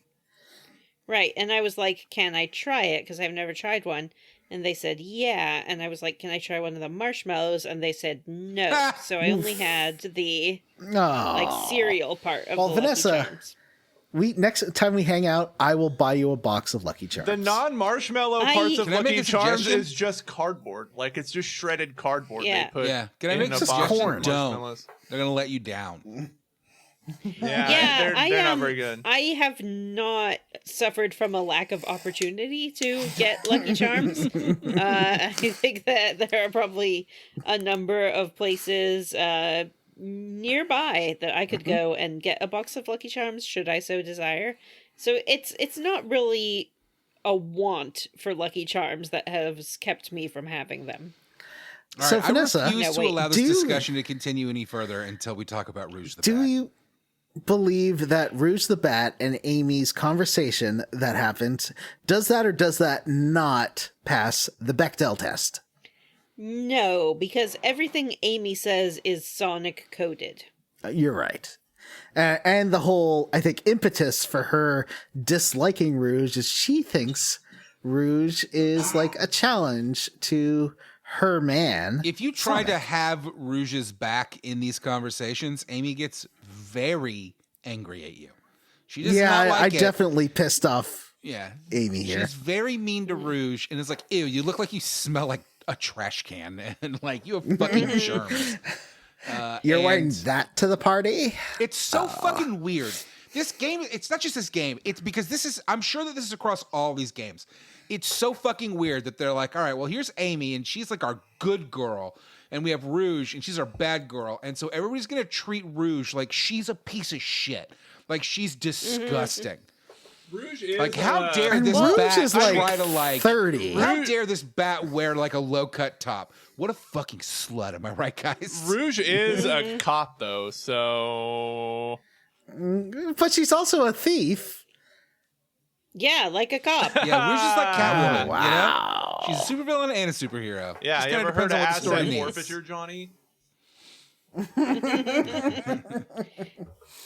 They do kind of try to convince Rouge to help them by talking up Knuckles' sex appeal, but she doesn't seem that interested in that. Like, No, No, she's Knuckles is sexually attracted. packing. She is sexually attracted to gems and gems alone. Yeah. I respect that. Also, she's a bat. Why would she be into an Inchinda or whatever the fuck he is? Echidna. Echidna? An enchilada. An enchilada. Okay, well, I would be into an enchilada. Yeah. Put some sauce on me, baby. Knuckles the enchilada. I think that in a world where creatures are sentient, you don't have to feel restricted by your own species. But Amy is a hedgehog, which right? is Amy is a hedgehog, but I think that's just a coincidence. I mean, we know canonically Sonic has dated a human being. Or, Yes, And and they there are made human out beings in this with world, tongues. so- or Amy is a speciesist and only wants to date her own kind. She might be. It's just very strange All to right. me that this game for children is like, I get that it's not going to be like sex positive, but it doesn't have to be so goddamn mean. It's weird. It's like only Amy, Yeah. who is fucking thirsty for Sonic, is cool, kids. And this fucking bat that has the audacity to not be sexually attracted to our main character is trash. Yeah, especially because, presumably more men worked on this game than women, so it really does kind of come off like a man has designed a sexy bat character and then shames the sexy bat character. Yeah, maybe Why are you gonna dress like a slut Maybe- character I Yeah, designed? well, maybe- be so sexy maybe those bat? were like notes from Sega. They're like, you can have Rouge the Bat in here, but you can't. But you got to make her look hot, and you got to make her feel really bad about it all the time. I mean, this is definitely the Sonic designers working out some stuff, right? And not in a positive way. Not in a positive way. Why do I want to fuck this bat so bad? I'm so angry at this bat I created. Why is she so hot?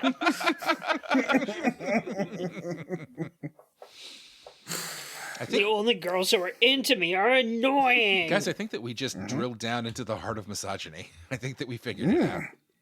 Yeah. is being sexually frustrated by cartoon anthropomorphic bats. It's being angry that you're attracted to women. Yeah. Yes. Exactly. So now you have your chance to do some. There is a couple of quests that you can solve, side quests you can solve. One is a guy who was spooked by some robot bullies he saw in the city. Yeah. And the other one was a guy who was scared of a big queen bee. Yeah, there's all these bees around. Get these bees. I don't know what to do about all these bees. These are armed soldiers. Yeah. Like, they have Yep. guns. They're wearing bulletproof vests. Mm-hmm. I don't think Gunn does a very good job training these guys. No. Mm-hmm. I didn't Well, realize is that. I it guess sort I was of kind of like doing a- a Barney Fife voice. These are kind of Barney Fife police officers. Mm-hmm. Is it kind of like a Metropolis PD issue? Like, say you're a cop in Metropolis and you know that Superman is around. Are you really going to bother, like, training that much or trying that hard? Like, Why would you bother, like, training your police force when you know there's, like, magic hedgehogs around? yeah, like Sonic will And why fix are they- whatever issue is. Why are going they on. obviously occupying this city? Are they like a military force? That's Is what the I city was under thinking. martial That's law? what I was thinking. Like, is this? I think like this paramilitary force has like created a police state. Yeah, it's a one world government situation. Cool. Those black helicopters are going to have 3 letters stamped on them, UN and also G. And they're going to take your guns. Where are all the citizens of this town? There's one shop. I found a little boy. I mean, would you be Did out and you? about in your town if there were truck-sized wasps flying around? Because I would Also, not. That's true. Giant robots. That's a good point. Where'd you find a little boy? Chapter 3. That's not this chunker. No, that's not this chunker at all. Sorry. All right. So a couple of these hideouts are in Central City. The one you have to get through a puzzle. We'll talk about the puzzles at the end. To get on the rooftops. That took me a long time. I was trying to figure out other ways to get on the rooftops that didn't work. Yeah, me too. Definitely, some of this stuff doesn't open up until you talk to certain people either. So like these areas do suck. Jim mentioned this earlier. These areas suck. Like it is fucking impossible to tell how you're supposed to get around these places.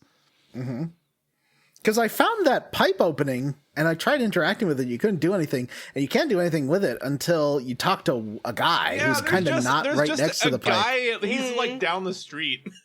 And he's like, hey, over there's some pipes and it's kind of a puzzle, but you can try it and I won't help you if you want.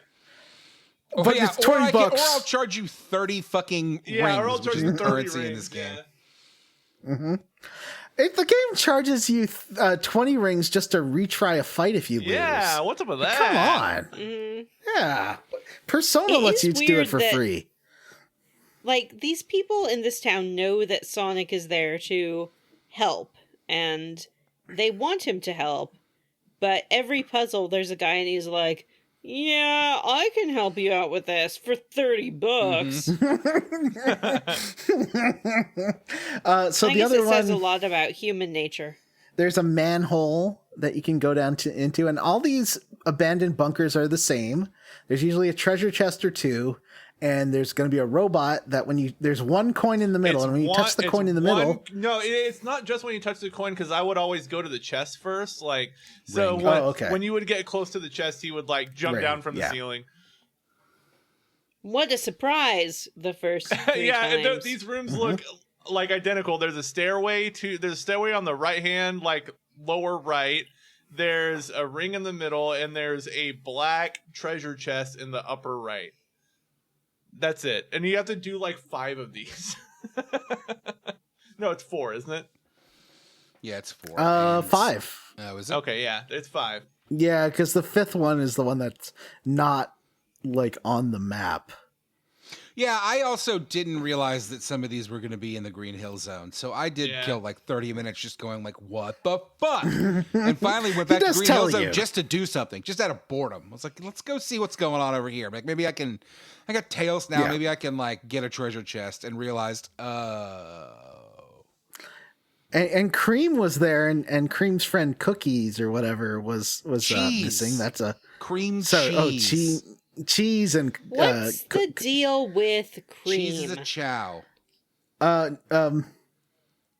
Jim, what's the deal with Cream? Cream's a rabbit. Yeah. Oh yeah, Cream is a rabbit, and has a best friend who's a chow named Cookies. Does seem to be a baby. Cream is an anthropomorphic rabbit who is a daughter of Vanilla the rabbit. She's a friend of the chow and has a chow friend named Cheese that she takes with her everywhere. Cream had a chance encounter with Sonic the Hedgehog and his friends when the evil Dr. Eggman entered her world, and soon began joining them on their adventures. She is able to achieve flight by flapping her large ears. She's very polite, well-mannered, and pure, though she can be childish, shy, and naive. What the fuck does that mean? You know what it means. Gross. Gross. This is another gross. This says just as Tails is the sidekick of Sonic, Cream serves the same purpose for Amy, Rose, and Blaze the Cat. And I don't know who the fuck Blaze the Cat is. Later in this chunker, when Big the Cat shows up, I was like, who the fuck is Big the Cat? He loves fishing. I remember Big from Sonic Adventure. Yeah, he's in Sonic Adventure. I never got that far, but I saw people playing. My brother, I think I saw playing Sonic Adventure. That's one of the few Sonic games I actually finished. Sonic Adventure. Oh, wow. I remember I didn't know that Sonic would go Super Saiyan, and when Sonic went Super Saiyan at the end, it blew my mind. Wow. Cream really is a Tails. She's another support character. She supports via, like, cheerleading, though. Like, she does cheers. Oh, don't spoil what characters are coming into this game, Vanessa. Oh, I'm sorry. Oh, wow. Can't believe you spoiled that. You already yelled at Matt about that. And then you go and do it. I mean, we did just meet her, so... Yeah, but I didn't know she was going to be playable. What, are you going to say that Vector the Crocodile and who else has already showed up? Fang the Bat. Big the Cat? No, we know Big the Cat does. Yeah, he's in Knuckles. Knuckles will show up. I don't remember Fang the Bat showing up. Fang the Sniper, sorry.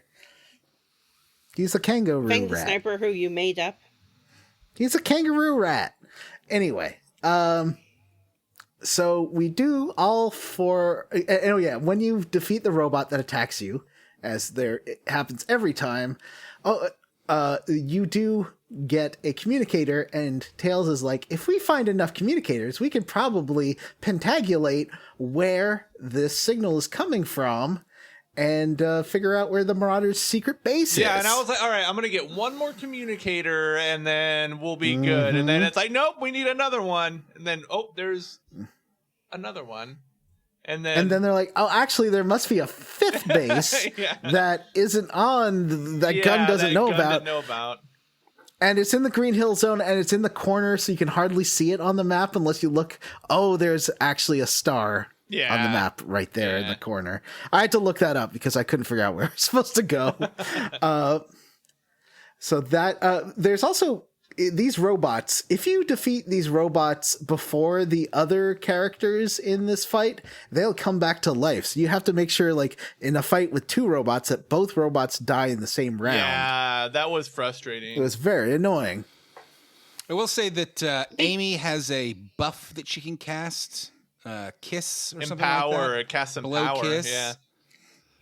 And if you use that on Sonic, he does do a shitload of damage, and it is well worth it. Find that Fire Chow. That Fire Chow is rad. It makes his fists flaming. You know what I did? Are you guys putting your because every time you level up, you get a point to use towards a stat. I've just been using the auto level because I don't know what's good. Okay. I keep just using speed and luck, but I realize I should probably put some stuff. That's what I've been attack. doing, John. I was getting really frustrated in the early part of the game because my characters were missing their attacks constantly. And so I was like, I wonder if I put a couple points into the luck stat, if they will start hitting. And they do. So like I put I put 3 or 4 points into luck for each character and they never miss, which like makes the combat go faster. The game does tell you that if you're missing, you should try using your special attacks, basically. Yeah, but like I was almost like, and also it's weird. Like shit. Sometimes you'll miss a bunch, but then if they miss you with one of their special attacks, like suddenly they become vulnerable. Vulnerable? Vulnerable. Oh my god! Vulnerable robots. I worked 70 hours this week. I don't have to talk good. Fuck you. Hi, I'm Vulnerable Herzog. Hello, I'm vulnerable. Using the special attacks doesn't really like help me though because I cannot do it. I don't like. Nope, not to brag, but yeah. I think I got pretty good at all of them except for the ones that involve the lines, and even those by the end of the chunker, I was mostly able to do, other than Tails, which. The Tails one's I just could not get a handle on, because like when I was reading on Reddit, like they said basically Tails is the best character in the game and his bots will make combat super duper easy. So I was like, I gotta figure out how to nail these, and I failed every single one. And with like just his basic healing spell, if you don't get it perfect, it fails. Yeah, that's the worst part. Other characters you can fuck up a little and you'll still get something out of it. And Tails, if you don't do it, like he's got that one that you can use on robots called like Tinker that'll fuck him up. Yeah. But you have to copy 3 lines in a row. Sucks. And if you even fucking move your stylus a centimeter out of place, the whole fucking thing fails. It's absurd. It's useful though, because that definitely reduces the attack that robots do. So definitely figure that one out. But so you get to the 5th one, which is on an island in Green Hill Zone. And this gives you the coordinates to where they're attacking from. And they are attacking from Mystic Island, I believe. And is this the Mystic Ruins. Is this a known Sonic location? You go to the Mystic Ruins in other Sonic games? No idea. I'm going to say yeah. Okay. I only know Green Hill Zone, and then there's, what is it, Casino City or Chemical something? Zone. I was just going to say those are the 2 I remember too. Green Hill Zone and the casino one. Marble Slab Zone. Oh, I guess it was Marble first Slab in Zone. Sonic Adventure. It was also in Sonic Heroes, Sonic Chronicles, Sonic Adventure 2010 version, and in the most recent Sonic game, I think, Sonic Frontiers. That's not the most recent Sonic game, but it is the most recent 3D Sonic game. Okay. Then that one. The most recent Sonic game is Sonic Generations and Shadows plus Shadow. Generations, Yeah. which is just a remake of Sonic Generations, but with Shadow, I think, which is cool. Oh, gotta I have can't imagine Shadow. giving less of a shit about a character than Shadow the Hedgehog. I mean, if Shadow's the even coolest. when Nothing Keanu makes me Reeves laugh is harder voicing than it. when that Sonic fucking Shadow the Hedgehog game came out, and it was like, Sonic, but with a missile launcher, bitch. What is happening? The Vincent Valentine game and that game both came out around the same time and seemed to be pretty much the same game. Anyway, so we go, Tails fixes up his plane. We take a flight over to the Mystic Ruins, which are full of gas. But who do we see stumbling through the gas, sneezing? It's our friend Big the Cat. He's got his fishing rod. Big the Cat. From Sonic Adventure. He's a big cat.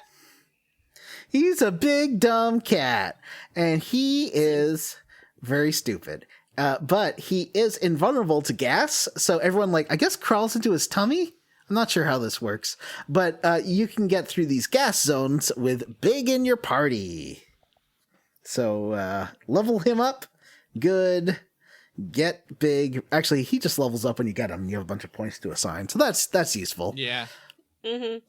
And then you meet a guy who makes you do a puzzle. And is like, oh, I think that I saw some people heading east to here. When he says he must be one of those people who mixes up east and west, because Knuckles is west of there, 100%. But you have to go east and circle around. Is that what? No, I Yeah. thought you just had to like fly, go into activate the fans, and then fly up to where Knuckles is being held. That's how I got there. Maybe you're right. Maybe Yeah. this guy's just an unreliable narrator. Yeah, it's true. Not everyone in the real world, if you ask them advice, will give you correct. Maybe he's just messing with you. Sometimes I try to give people correct directions and I Yeah. can't do it, and then I feel bad. Maybe he's your enemy. Maybe this is shade. Maybe he's trying to fuck you Yeah. up. Yeah. Maybe he's Shadow. We saw Shadow the Hedgehog coming this way, didn't we? Shade, wasn't it? Shade, the bad guy. I saw Shadow Girl. at one point. Oh, That's did because you Maybe it played was in ahead. chapter Will you 3. stop spoiling the game Yeah, for us? sorry. you? Wow, Vanessa. So we go into their secret headquarters in this kind of Olmec temple thing. Jim was losing his And- fucking mind over this area. I hate it. Okay, so there's a mechanic we should talk about. We haven't addressed yet, where enemies try to run away from you, or if you hit flee accidentally, and it does like one of those, those cell phone games where you have to tap to jump. Yeah, it's like Sonic It's Run. like one of those. Yeah, But it's a side scroller and not a top down. and there's 4 characters at the end that you have to tap with, and I found this weirdly difficult, especially these last 2. They kept running away from me, but I don't care. I don't think it's that fine. weird. I think that early in the game you get this mechanic and it's just Sonic or just Sonic and Amy, and it's pretty easy. Yeah, that's easy. Because you have to Yeah. like jump over boxes and try to catch rings and hit little speed pads, and you do they auto run, so you're just tapping on the character to make them jump over the box or whatever, and it's not bad. But then pretty quickly you get 4 characters in your party and it's a fucking nightmare. It's hard. Does it add anything to the game? Well, Sonic does have to go fast at some point, but they all go fast. They all go So I fast. don't A know. lot of times, Big the Cat's running faster than Sonic, depending on how well you're doing in the game. They don't even go that fast. This is a light jog. But you can, Yeah, sometimes there's a ring or 2 you can collect. This is for sure the type of thing that, like, in this chunker, I was like, this is silly and kind of fun. And by the time we're on episode 5 of this series, I'm going to want to throw my goddamn DS into the ocean. Like, I am going to hate this. I already am starting to really hate the fucking combat. Like, Here's my prediction, Sea of and I Stars. don't know if it's true or not. I believe that there will be a point where you have to succeed in the chase sequence, or else some boss will get away and you get a game over screen. yeah. Yeah, so Jim, you said that you just let them escape here. Yeah, because I was getting absolutely obliterated by these guys. Like, the stun Specifically grenades the were stun, fucking yeah. me up. Like, at one point, they had 3 of my... And if you don't cure it, it can stun you for multiple rounds. Yeah. So, there was just round after round of me getting my ass kicked. Well, Jim, my advice to you in regards to these stun grenades and any other thing like this is just slow yourself down a little. Like, you really do have to slow yourself down a little. And then it's actually pretty easy. But you have it to... can't stun you if you do the yeah, tap I the eventually got balls. better at that, but at the same time, I kind of stumbled upon it accidentally. But I lost a Catch Me If You Can mini game, and then it just exited me out of the fight, and the Marauder was gone, and I was like, oh, Yeah, that's how I finished this Hey. chunker. I did that for both of them. And not on purpose, just because I find that the catch me if you can part really difficult. And then I just went through one door. There's 3 different doors you can go through, and just Knuckles was there. Like, hey, oh, I also beat up missed... some robots. Clearly missed some stuff because I saw Yeah. that I had many ways to go. And then I was like, oh, there's Knuckles, the end. What? There is another gas and or fan puzzle in this place. It's hiding a Chow, I believe. Yeah. Oh. You can go back for these You things, can come right? back. Yeah, you can go back. Yeah, And we're all going to come back and get this stuff, right? of course. I didn't. I already I didn't did. go back and get the shit from the Green Hill Zone because I was just like, I don't remember where anything was. I mean, you had to go back anyway, so like I got most of that stuff. So Knuckles is here. He's another guy with a tude. He's like, I'm Knuckles, and I'm cooler than you, so, like, why are you even here? My can job save is to myself. protect the Whatever. Chaos Emeralds. And I gotta you can protect be the like, emeralds. ha! What a guardian of the emeralds you turned out to be, is one of the dialogue options. Wow. I would didn't- never say that, I though. love being Sonic Dick is so Sonic. mean. It's so fun. I hate Sonic. I like Dick Sonic's face because he's got like a Yeah. sassy smirk. He's like, Are there any Ugh. like negative implications for being a dick to your friends? I mean, I hope I at the end of assume the you'll get game, the it's bad like, well, ending. you were a real asshole, so you should probably Yeah. join the bad guys, and you're a Dark Jedi now. You think one of them dies?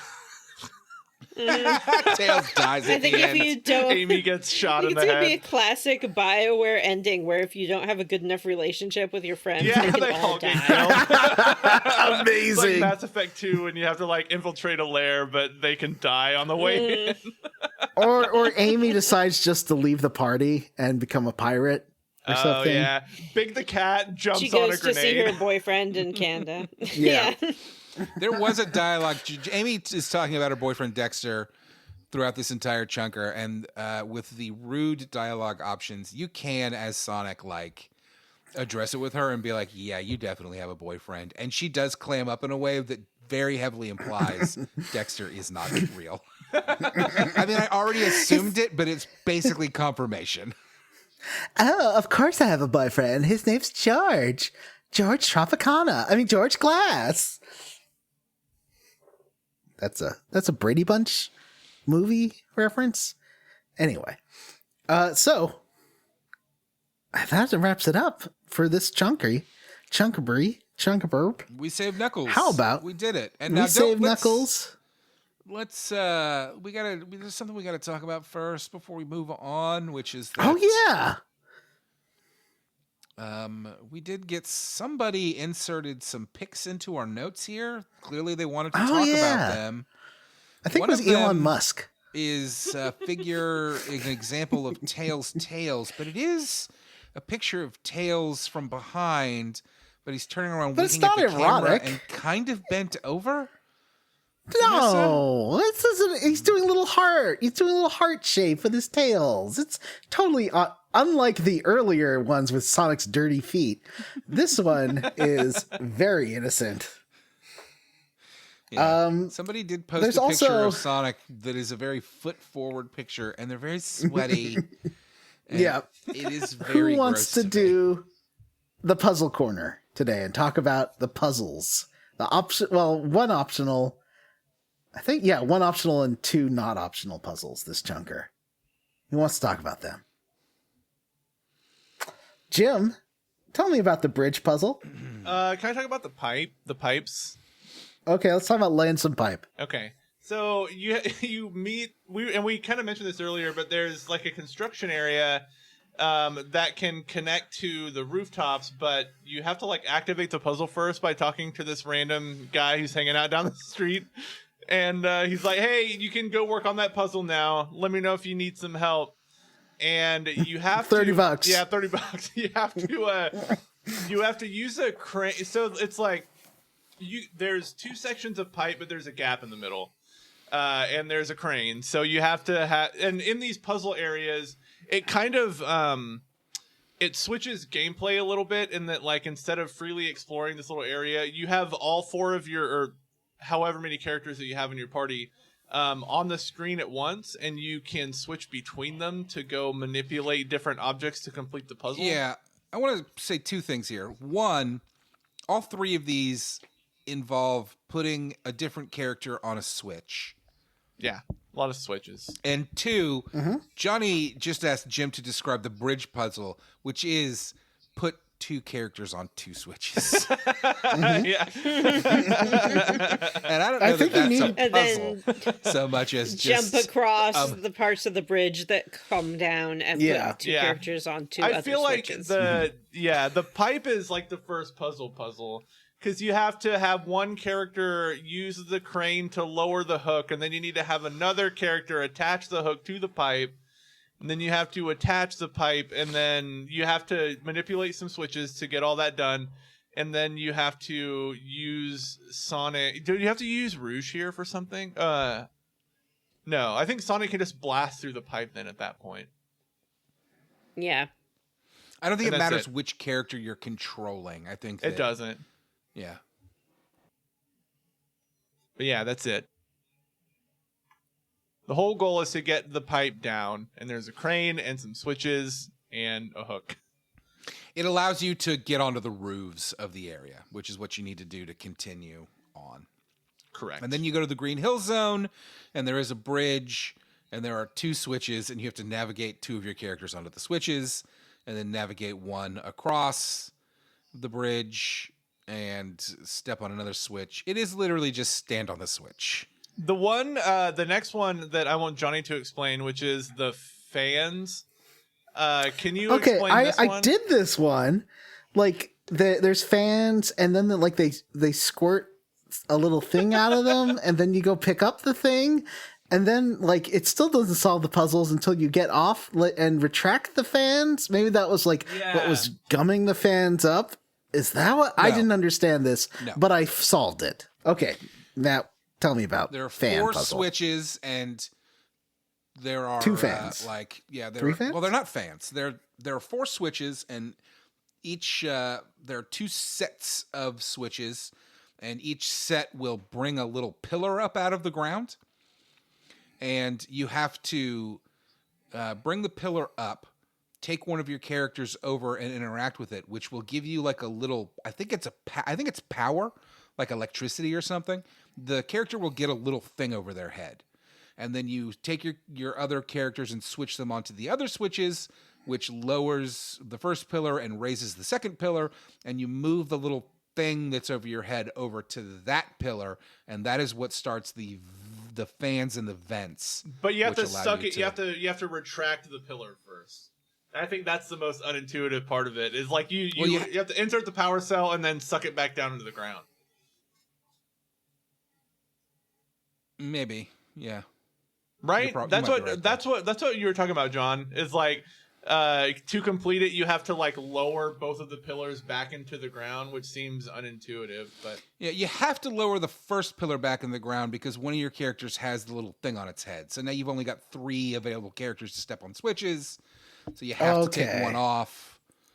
But I don't remember if you had to then go after you move the little power thing. I don't remember if you had.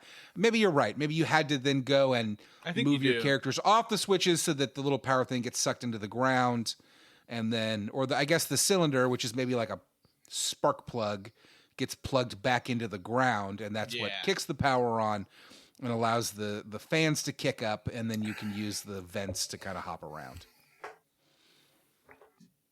It is, I'll say this, this area is very brown and green, and it is like a little green thing that appears above your head on the tiny little DS screen. It's hard to see. yeah, I didn't get it at first. I had to leave and come back later, and then I was like, oh, a little thing just appeared above my head. I get it. I'll move it over to the other side, and now I got it. What are you? Oh, yeah. Next time on Square Roots, we're going to be playing chapters 3 and 4 of Sonic: The Dark Brotherhood. How Are you many excited? chapters is this game? 10. Okay. I am excited as much as we have just done nothing but shit talk this game. Yeah, but it's crazy. And I did have a lot of frustrating moments in this chunker. The combat really pissed me off. The stuff that I have talked about 10 times with Tails and his abilities. That bird fight? Did any of you get in that bird fight? Yeah, that the bird is fight was rough. Yeah, the bird's fucking hard. Yeah, I couldn't What do bird? it at this point in the game. It's like a side quest where you will meet a professor and he's like, I think it's in Green Hill Zone, and he's like, I think there's like a radio transmitter that's making the animals go crazy, and that's why they're attacking everybody. And there's 3 of them, and you have to go to each one and disable it. And when you do, a giant bird attacks you, and it is fucking hard. Oh, I didn't even find this one. But you That can was the only hardest fight access in the game. 2 of them, because the third one you Yeah. have to have the ladder, which I don't know who has the ladder. Which character? Someone does. Special ability Knuckles is going to be can climb. ladder. Knuckles can climb, I think. So I think it's Maybe. got to be Knuckles. I Okay, kept that wondering makes that too. sense. I was like, who's gonna have a fucking ladder on him? Who's gonna? I thought it would be Big. I thought it would be Big the Cat. I'm a little disappointed in us for brushing over the fact that Big the Cat is in this game. He's delightful. He's a big stupid cat. Yeah, he's great. This is fucking Chungus, Jim. You should love Big the Cat. I just wasn't. He fights with a fishing pole. Yeah, I just wasn't familiar with Big the Cat. He's just a big He fat has stupid a cat. fish buddy, or no, a froggy buddy, and a froggy rain is the first ability I unlocked because I liked the sound of it. It sounded cool, and I like any like mass attack. Obviously, in any of these games, you gotta get the mass attack. Big does have a kick-ass attack that will one-shot almost anything, and it's easy to do. Oh, really? What's it called? Come on. Oh, It's like Bull Rush or something like that. He Oh, rushes okay. the enemy, and it does like 3 hits, and it hits really hard, and it'll one-shot the robots, it'll one-shot the bird, it'll one-shot fucking anything. when I got Sonic the Fire Chow, he started really trashing those birds. And there's like a combo moves, POW moves, which are really fun. Like if the Sonic and Amy move when Sonic has Fire Fist, destroys enemies. It's great. I mean, that's probably similar to the using the blow kiss power up. Sonic gets really strong, and then if you use his axe kick, it does hit really fucking hard. And even his standard attack suddenly hits really hard, and he doesn't miss, which is anyway, I am excited for the next chunker. As much shit as we have talked over the last hour and a half or whatever, I found this chunker delightful. What are you squarely against, Matt? What's the Sonic name game? Oh yeah, before we do squarely against, we have to do the Sonic name game. Oh, what's that? All right, I would like each of you to type your name, the Hedgehog, into Google, please. Oh, okay. And I'll put it into the group This is chat. not my first time. I the Hedgehog. just into Google Images, No, not. I don't know. I or didn't do is images. it the GIF? The GIF or GIF? What are we doing? You're putting your fucking name, the Hedgehog, into Google. That needs more explanation. I know, but are you looking for an image? You look for an image, Well- you get like the first or the best Why do you have image. to go? Who said anything about There's- images? Why are you stepping all over my game, Vanessa? Oh, is Okay, it- I'm sorry. What's Well, the next there's a step, Matt? Click the first link. There's a character. Oh, click the first link because there's a character in Sonic Rush Adventure called Johnny who's like a shark robot. So I don't Love know. Is that. that good? Did I win? I love that. I'm not what you're picking supposed the to be first looking link. for is some sort of fan character. Oh, but For example, this character's I got cool. Matt the Hedgehog. Matt was raised by the Hedgehog monks and has devoted his life to understanding the secrets of the Hedgehog universe. He's 27 years old. He was born in a hospital like normal people, but the hospital was for hedgehogs. His powers are the ability to control and accelerate any part of his body. Huge slong, like really packing some heat. Can make lightning appear anywhere. Those are his powers. Personality, he's dead inside. He's constantly horny, which I got news for you, Matt the Hedgehog. If you're constantly horny, you're not dead inside. Dead things aren't horny. Resting dead face, play dumb, and super energetic. Jim's is really cool. Jim looks like his hedgehog just jumped out of a building on a Shinra headquarters on his motorcycle. Yeah. And it's like, it's like, you know that music. There's another one Nice. I want to share too. Oh, Vanessa has one as well. Yeah, I got Vanessa the Hedgehog. Her age is question mark, but then in brackets it says looks 18. Well, that's good. She Good has enough for me. pink fur with a few black streaks. She has a peach muzzle, followed by her arms, hands, and stomach. Oh. Vanessa's very sassy in some ways. She can give out snarky remarks when she wants to. Similar to Rouge, she loves treasure and treasure hunting, particularly hunting for money. She loves to be a flirt, but only to get what she wants. Oh. She's unsure about how she was created or why. The only concern she really has is money. Man, this is just me.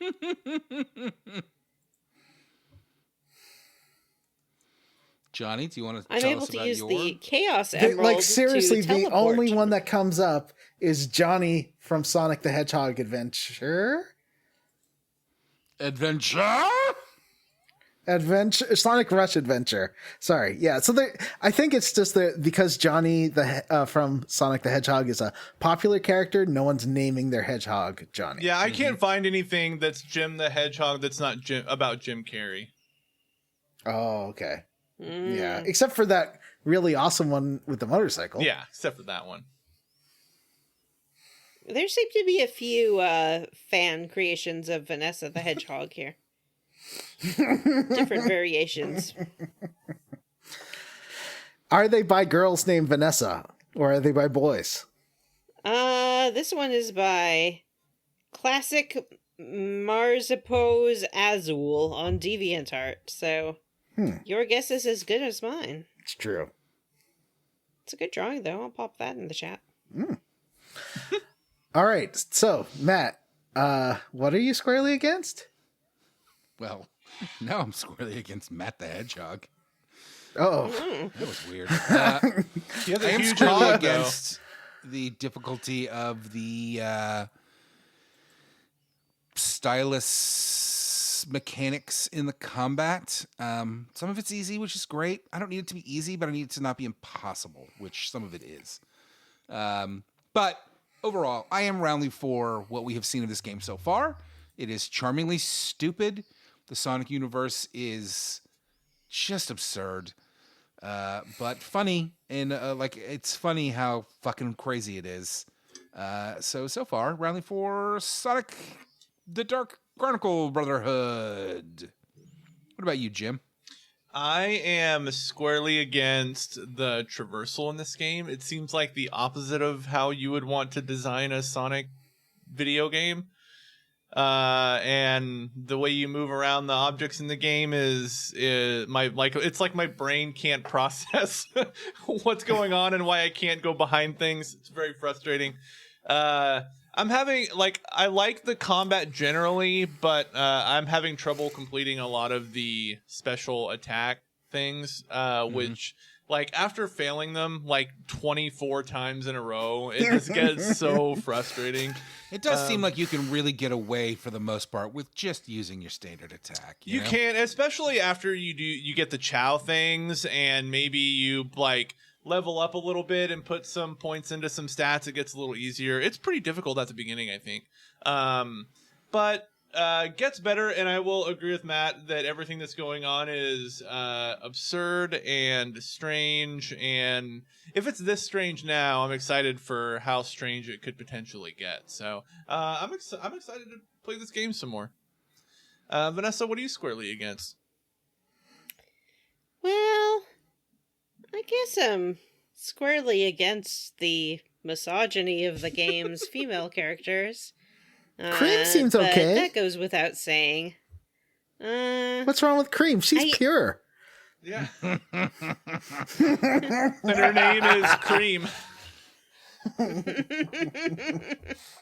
I'm roundly for Cream. Cream's cute. Yeah, I like Cream. Cream is doesn't have bad stereotypical female things. She's pure. She's pure. Jim, I bet what do Cream you- isn't going to slut shame Rouge, okay? Yeah, I don't. Why would she? Cream's just chill with whoever you be, who you are. You know. Yeah. She's probably also 6 and doesn't understand. Yeah. Jim. I already went, Johnny. I what think do it's your turn. Oh, I am squarely against the sound effects. Anything that's not taken from the Genesis games is from a cheap library sound catalog of bad cartoon sound effects. So many ding dongs and honks, and the sound effects are terrible. Yeah. They are awful in this game. Yeah, they're bad. So that's that for that. Now, hey, can I be squarely against this image that Vanessa just sent to the group chat of Shadow the Hedgehog teaching Cream how to shoot a fucking gun? That does seem like something Shadow would do. It does. All right. So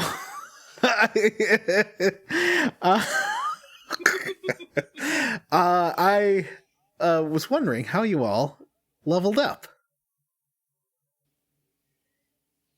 I'll Matt? go first. Just to pick I've somebody been to go gone for first, so Johnny. long. Okay. I'm going. Vanessa, then Yeah, Matt. Vanessa hasn't been on in like a month. Yeah. Yeah. In my month off, I have been playing some games that weren't Thief. I played for the very first time Night in the Woods. I thought it was okay. It was very depressing, and maybe not the best choice for a relatively depressing period of time. But if you like more story-driven games, there's very little in the way of puzzles or anything like that. But it's relaxing, good soundtrack, sad. If you want to be sad, maybe play this sad game called Night in the Woods. I also played, for the first time, Life is Strange. Whoa. Ooh. I don't know why I waited so long to play it. I've had it forever. It's just been kicking around waiting for the right time. It's sort of like a Telltale game, but it's a Square game. And it tells the story of I think 18-year-old girl who discovers she has time powers and can rewind time. That's Max, right? Max, yeah. And it kind of makes for an interesting experience with that kind of game, because if you have a conversation that you don't like, you don't have to try to reload it or something. You can just rewind it. Oh, that's nice. And it also plays with the idea of the butterfly effect, and things that you do have consequences that you can't necessarily foresee.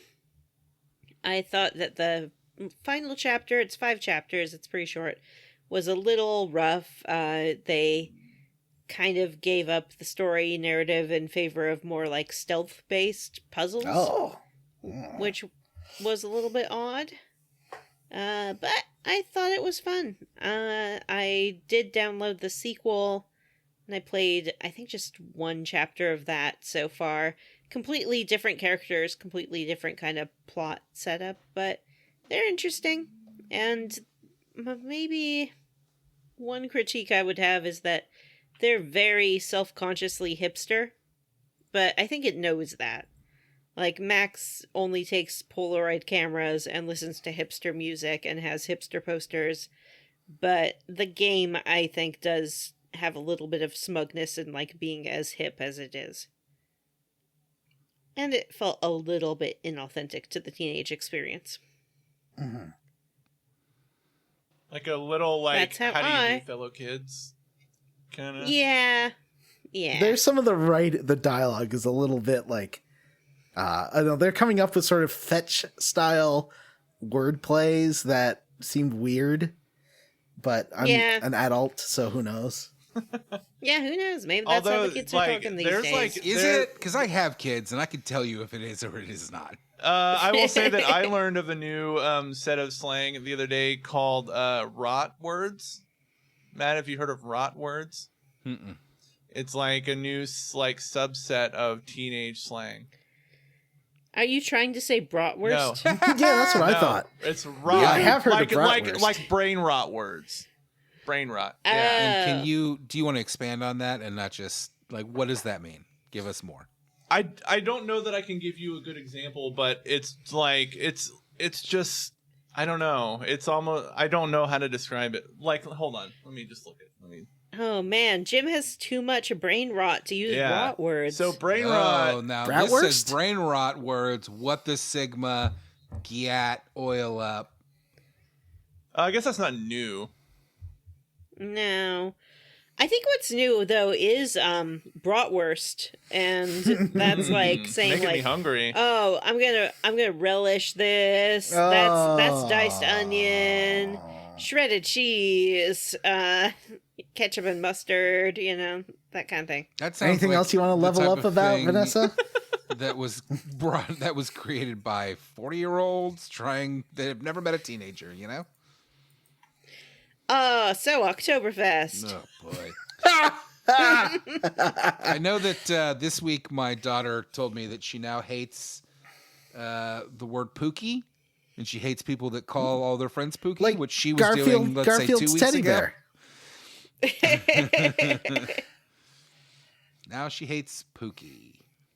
Aw, I love Pookie. He's Garfield's teddy bear. All right, Vanessa, who do you want to go next?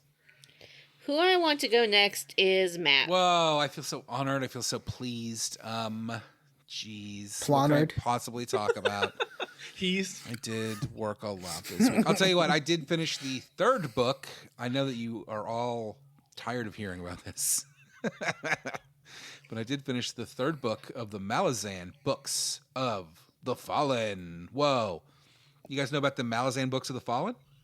What do you know about the Malazan Books of the Yeah, Fallen? you talk about them all the time. Oh God, yeah. Vanessa and I actually were just talking about them yesterday in the group chat, and we were like, "Who's your favorite character from the Malazan Book of the Fallen?" Who? And I was like, "Mine is Tweagle." Uh-huh. That And is a Vanessa? name that I would expect to find in the Malazan Books of the Fallen. Barskin. Also a name yeah. I would fully expect to find in the Malazan Books of the Fallen. It is a dense series that has taken me quite a long time to like wrap my head around, and I think I've kind of finally figured it out.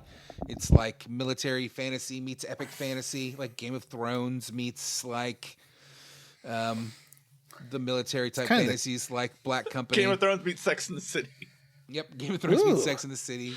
It's got a very like dense and like really well created world that is. It's just This is one mountain Samantha had to climb. Yeah, Samantha is a big part of it. Anyway, I finally finished the 3rd book, and I decided I had to take a break. I really liked the 3rd book. I will say this: as much as I like this guy, Steven Erikson is the name of the writer, and the characters are fantastic. They really feel like real people. It is not your typical like heroic fantasy of like the hero. It's like there's none of that. There's no hero's journey going on. It's much more militaristic. It's about an empire, like a colonizing empire, but then it's also about all sorts of just crazy other shit going on in the history and Hey, of Matt. the world. And Is the Empire vulnerable? yep, probably right now. A vulnerable colonial empire. During the course of these books, yes, the empire is quite vulnerable, and they are dealing with threats on multiple sides. Boy, I hope there's not trouble in the colonies. It's it's fucking, you know what? The series is impossible to describe. There's so much going on. But it is great, and I finally finished the 3rd book. I really liked it. I will say, I kind of have finally realized what this writer's kind of flaw is. You know, a lot of the times, a writer will have, you know, even when you like them a lot, will have something that you'll be like, but I hate it when they do this. And like for Robert Jordan, it was none of his characters ever talked to each other, and that was like a plot contrivance of his where nobody would ever just tell anybody what was going on. So of course, everybody was in the dark all the time, and it got really old after 13 fucking books. It was like, can you just tell them what you're doing and like move on? This guy's flaw is pacing. Like his pacing kind of sucks. Even this 3rd book, which is very good and I was very excited for, like there are just parts of these books where there are just these huge lulls. I think it's supposed to kind of mirror like real life, like military, like sometimes things slow down and then suddenly crazy shit's happening. It comes out of nowhere and that's great. But at the same time, as like a reader, you're like, holy shit, I just read 100 pages and not one fucking thing happened. I am really enjoying them. I did buy the whole series. It is currently on Humble Bundle. You can get the entire series for $20, for $18, $17, which I had already bought the first 4 at $10 a piece. So I'm not mad that I managed to get the remaining 6 for $20 instead of $60. But anyway, I decided I needed a break, and I picked up a new book called Dungeon Crawler Carl, which is only about halfway through at this point, and it is fun. Jim, when I sent him the description, said it sounded like Ready Player One, which is both not even remotely accurate, but also really, really accurate. It's not like plot-wise, it's nothing like that, but boy, like writing-wise, woof, it's not as obnoxious as Ready Player One, like, which was like, in the future, everybody will be obsessed with what I liked when I was a kid. It's not that, but because the series is basically an alien invasion happens that wipes out most of the population instantly, and then the aliens gather up the remaining humans and throw them into a fantasy video game style dungeon that they've created across the entire planet, that they air like a reality television show across the universe. And so your main character is just kind of a guy. And so there's a lot of like snark and pop culture references. He is with his ex-girlfriend's cat that he was cat sitting. And the cat pretty quickly becomes sentient because of the video game. Her name is Princess Donut. She's a show cat. She's an award-winning show cat. And she's delightful, and I love her. I don't know much about it. I'm only about halfway through the book, but it's pretty fun. You know, it's enjoyable. Maybe it's a lit RPG, if you know what that is. I'm not sure if it qualifies. I don't know exactly what qualifies as a lit RPG or not, because is it an isekai? As I said last week, genres are fake. But it is pretty enjoyable, and it's like a gamer. Like, you'll definitely, like, you know, he's putting potions in his inventory and he's leveling up and stuff, but it's not like he's in a video game. He's in the real world. It's just aliens have transmogrified the Earth into a fantasy dungeon that he has to try and get out of.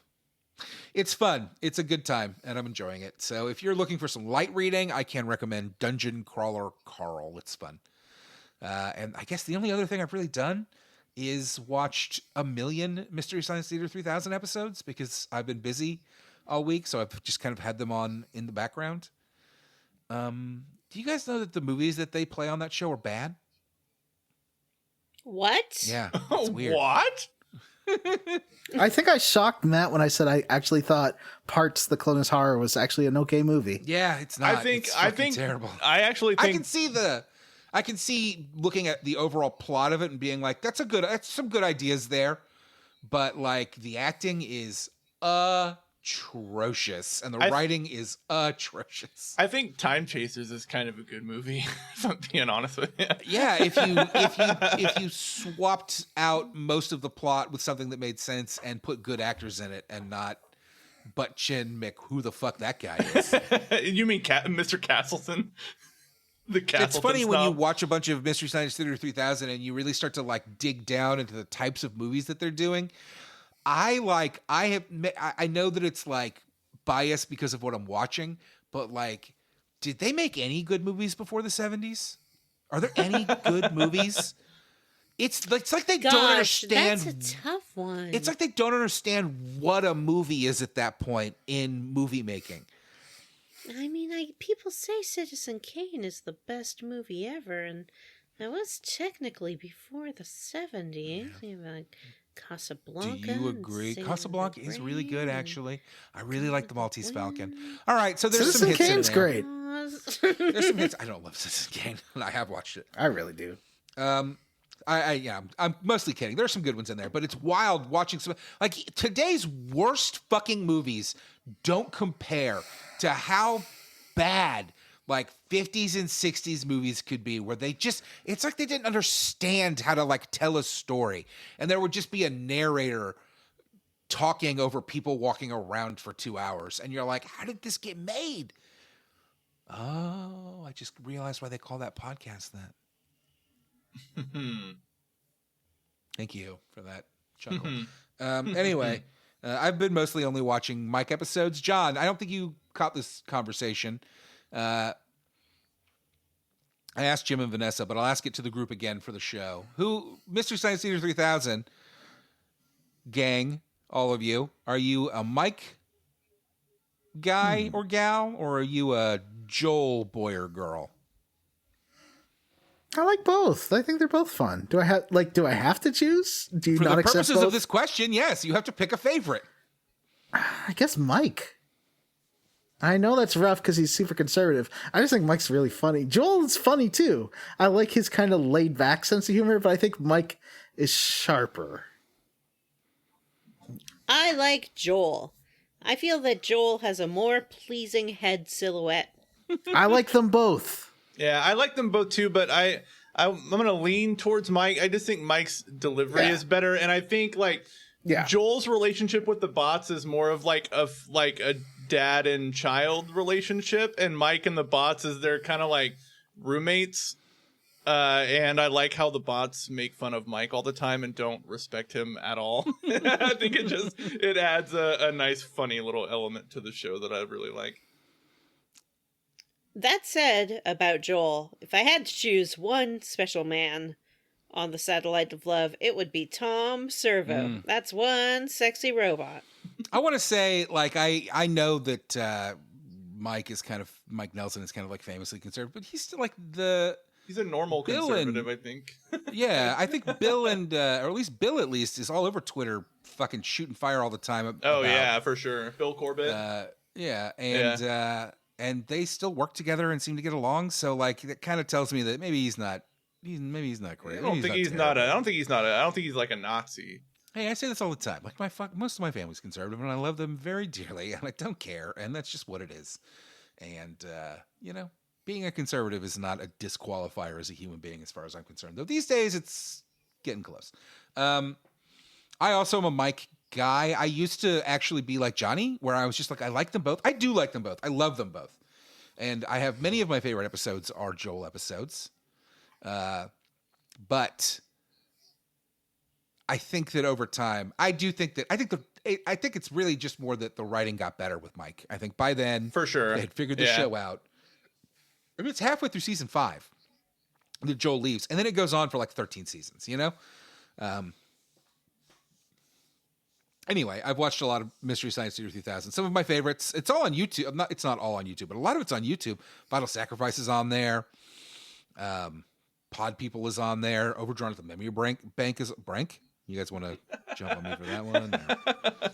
No.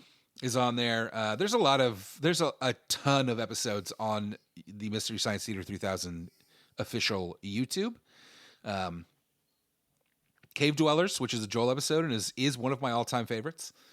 I guess that's how I leveled up. I've been just soaking in some Mystery Science Theater 3000, though. Oh boy, it's funny how just kind of picking them at random almost.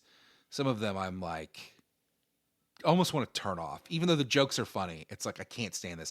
The one that I watched last night, Alien from L.A., which stars Kathy Ireland, is so distractingly bad that it's hard to. It dragged a 2-hour, hour and a half hour Mystery Science Theater 3000 episode. I was like, I don't know that I can keep watching this. I don't know that I can handle it. So watch that and be tortured with me, please. Thank you. That's how I leveled up. Jim, what about you? I saw a movie in the theater, and it was called Heart Eyes. And it was starring some lady whose name I don't remember, and the handsome guy from the new Scream movies. And it is a slasher set on Valentine's Day. And there's some stuff that doesn't make sense in the movie. So there's in this movie world, for the last couple of years, there's been a serial killer who goes on killing sprees during. Devin Sawa's in it? Devin Sawa's in it, yeah. And so he looks ancient. Yeah, there's a serial killer who kills people every Valentine's Day. So it picks up on Valentine's Day of the next year. and centers on this girl who works for an advertising company for like a jeweler, and her new campaign is about Olivia Holt. Yeah, her new campaign is about till death do us part, so like romances that ended in death. And so they're like, there's a serial killer, we have to change it. But also in my mind I was like, it's already Valentine's Day. You're gonna change the your Valentine's Day campaign now? It's Valentine's Day already. But she has a meet cute with this handsome guy who's like also, is that Mason Gooding? Yeah, who's also her new boss. And so they're kind of having a little meet cute and go on a little date, and oh no, they're the target for the Hard Eyes serial killer who's in Seattle this year. What's that? Describe Hard Eyes, the serial killer, to us, please. Hard Eyes is just like a guy who's wearing all black and carries like throwable knives that like at the end of throwing knives, you can sometimes have a little emblem. They have a little heart on him.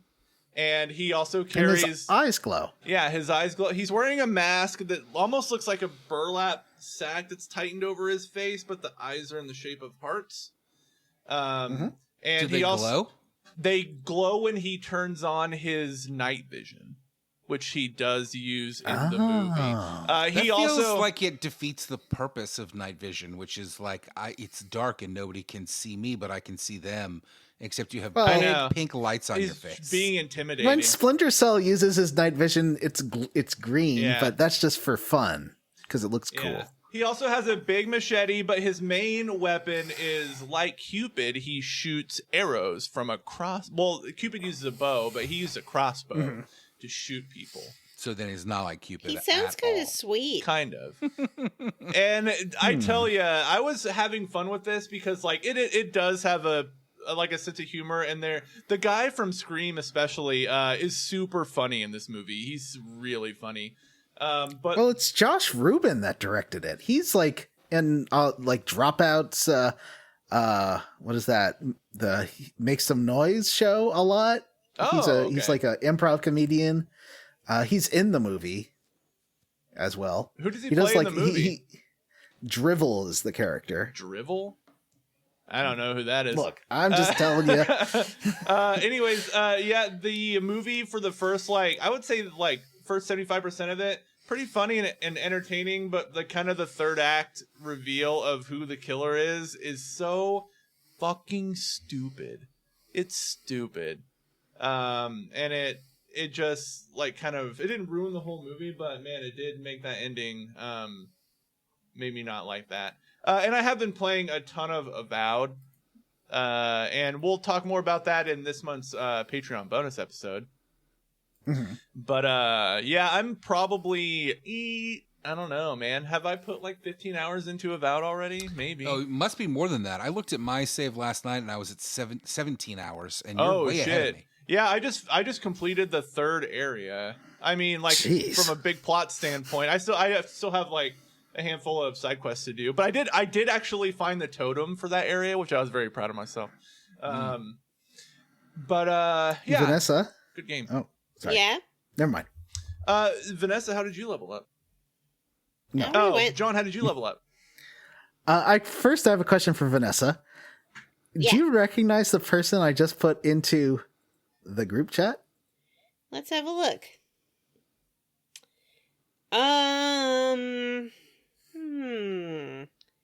This man, he looks like...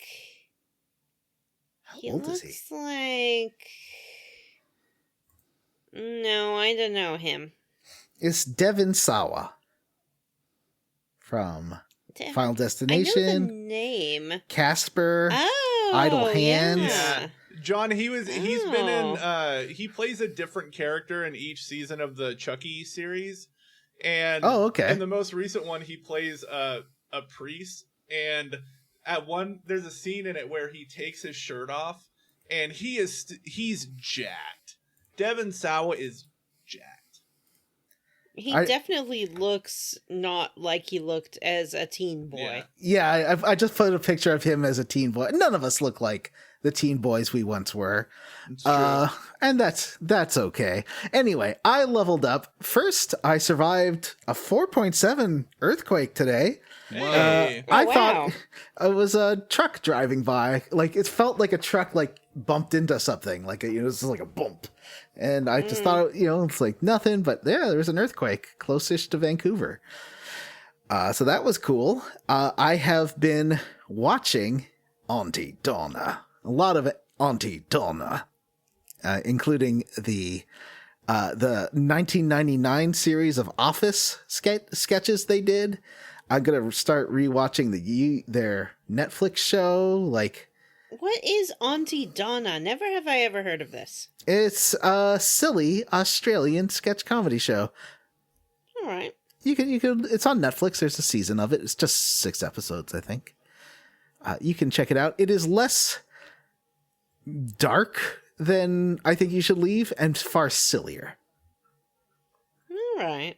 It's I don't know. I don't know if you'll like it or not. I like it, but it is very silly, and I like their sense of humor. And I keep doing impressions of Broden because we have similar voices. If I could put on a Broden voice, I'm chuffed.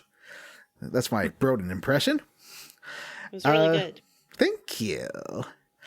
Otherwise, I have been playing some old games. I have been playing more Need for Speed Most Wanted. There's Sonic skateboarding towards the toilet. Great job, Sonic. I don't think I really did anything exciting. I started rewatching Parks and Rec again. I talked about that last time. You're on an Adam Scott kick. Yeah, I guess so. I'm through season 1, which I liked. And I like, I've said before, I like Mark Brandanowitz, or whatever, Paul Schneider's character. I think that the show loses something when he's gone, because I liked his attitude. But apparently the actor was hard to work with. Johnny, I agree with you. It did lose something. Something bad and not worth keeping. Wow. I want to hear Vanessa's opinion on Mark Brandanowitz, but I don't know if she's there. Her camera's off. So I it's hard don't know Mark Brandanowitz. She's pooping. Have you seen Parks and Recreation? I've never watched Parks and Recreation. Oh, that seems weird. Vanessa's Doesn't a it seem weird like a lady, show- John. It's weird. It seems like a show Vanessa would like. Like, it's about politics and ladies and People tell me that all the time. We already talked about how Right? wanting Vanessa to like something. yeah, you like you're is going right. to That's lead to the worst disappointment. way. Yeah, that's the worst thing to do. It's like trying to get your I cat to don't- sit somewhere.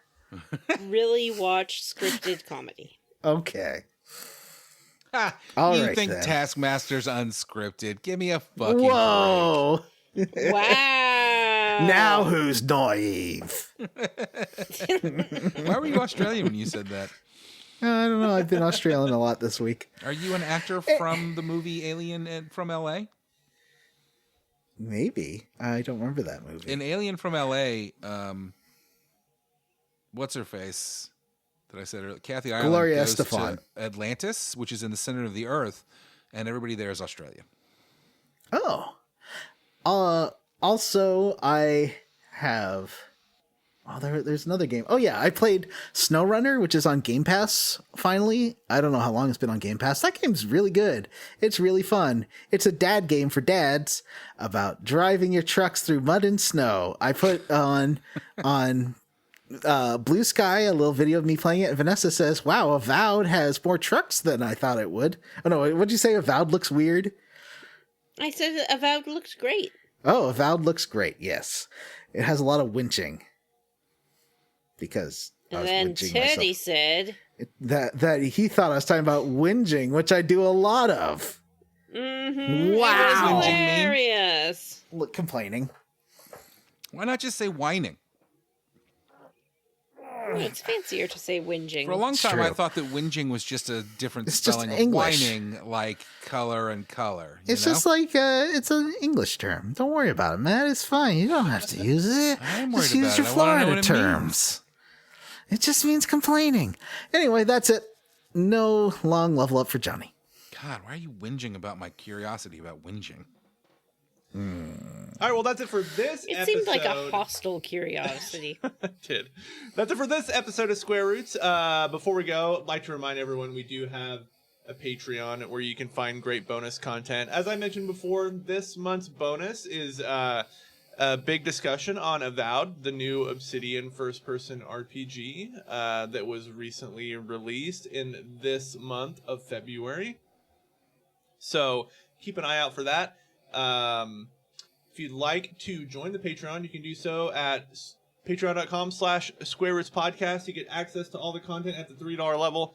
At the $5 level, you get access to all the content, plus the ability to vote on games that we play on the show. Most recent vote winner being Sonic Chronicles, the Dark Brotherhood, which we talked about tonight. So check that out. Like I said, patreon.com/Square Roots Podcast. Another benefit of being a patron is that we like to personally thank some of them on the air every week. I'm going to start us off this week by thanking Cyril the Wolf, Cameron Shoei, Seattle Sounders will host Paris and Madrid in Club World Cup, Josh Holt, Worked Muffin, T. Bumpkins, Oh, You Don't Have the Right, Lex Averial, Sexy Grandma's Retirement Home, and Andy Smith.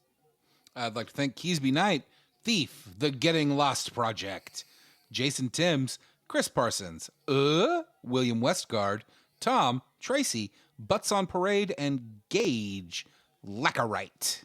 I'd like to thank Amanda Pyers, Huxley Iguana, Loafing Around, Samu Mitchell, Something Witty, Matt Jorgensen, Cerulean, Josh Rose, Dr. Fine, say everyone's name, Ross Hartley. And I'd like to thank Eric Pidcamini, Tyler, David Shook, Joshua W. Roxon, Mostly Rational Person, RPC, Sol Wagner, Respectable Name, Rachel, and Kodab Games. All right, that's it for this episode of Square Roots. If you'd like to send us an email to have read on the air, we're at squarerootspodcast@gmail.com. Come join our Facebook group, the Square Roots Podcast Group, for smart, cool, very attractive people, or find us on Blue Sky at squarerootspod.bsky.social.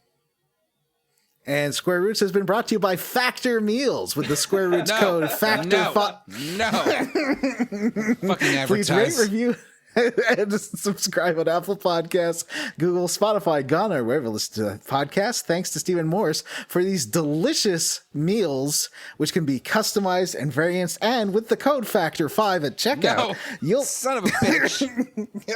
Trying to get paid on the side. It's unacceptable to me. All right, for Square Roots, I am Jim Banks. I'm Matthew Van Zant, and this episode was long. Mm-hmm. Yeah, and that's editing too. I'm Johnny Brandon, and I fully endorse Factor's delicious meals. And I'm Vanessa, and my boyfriend Felix is real. Bye. Bye.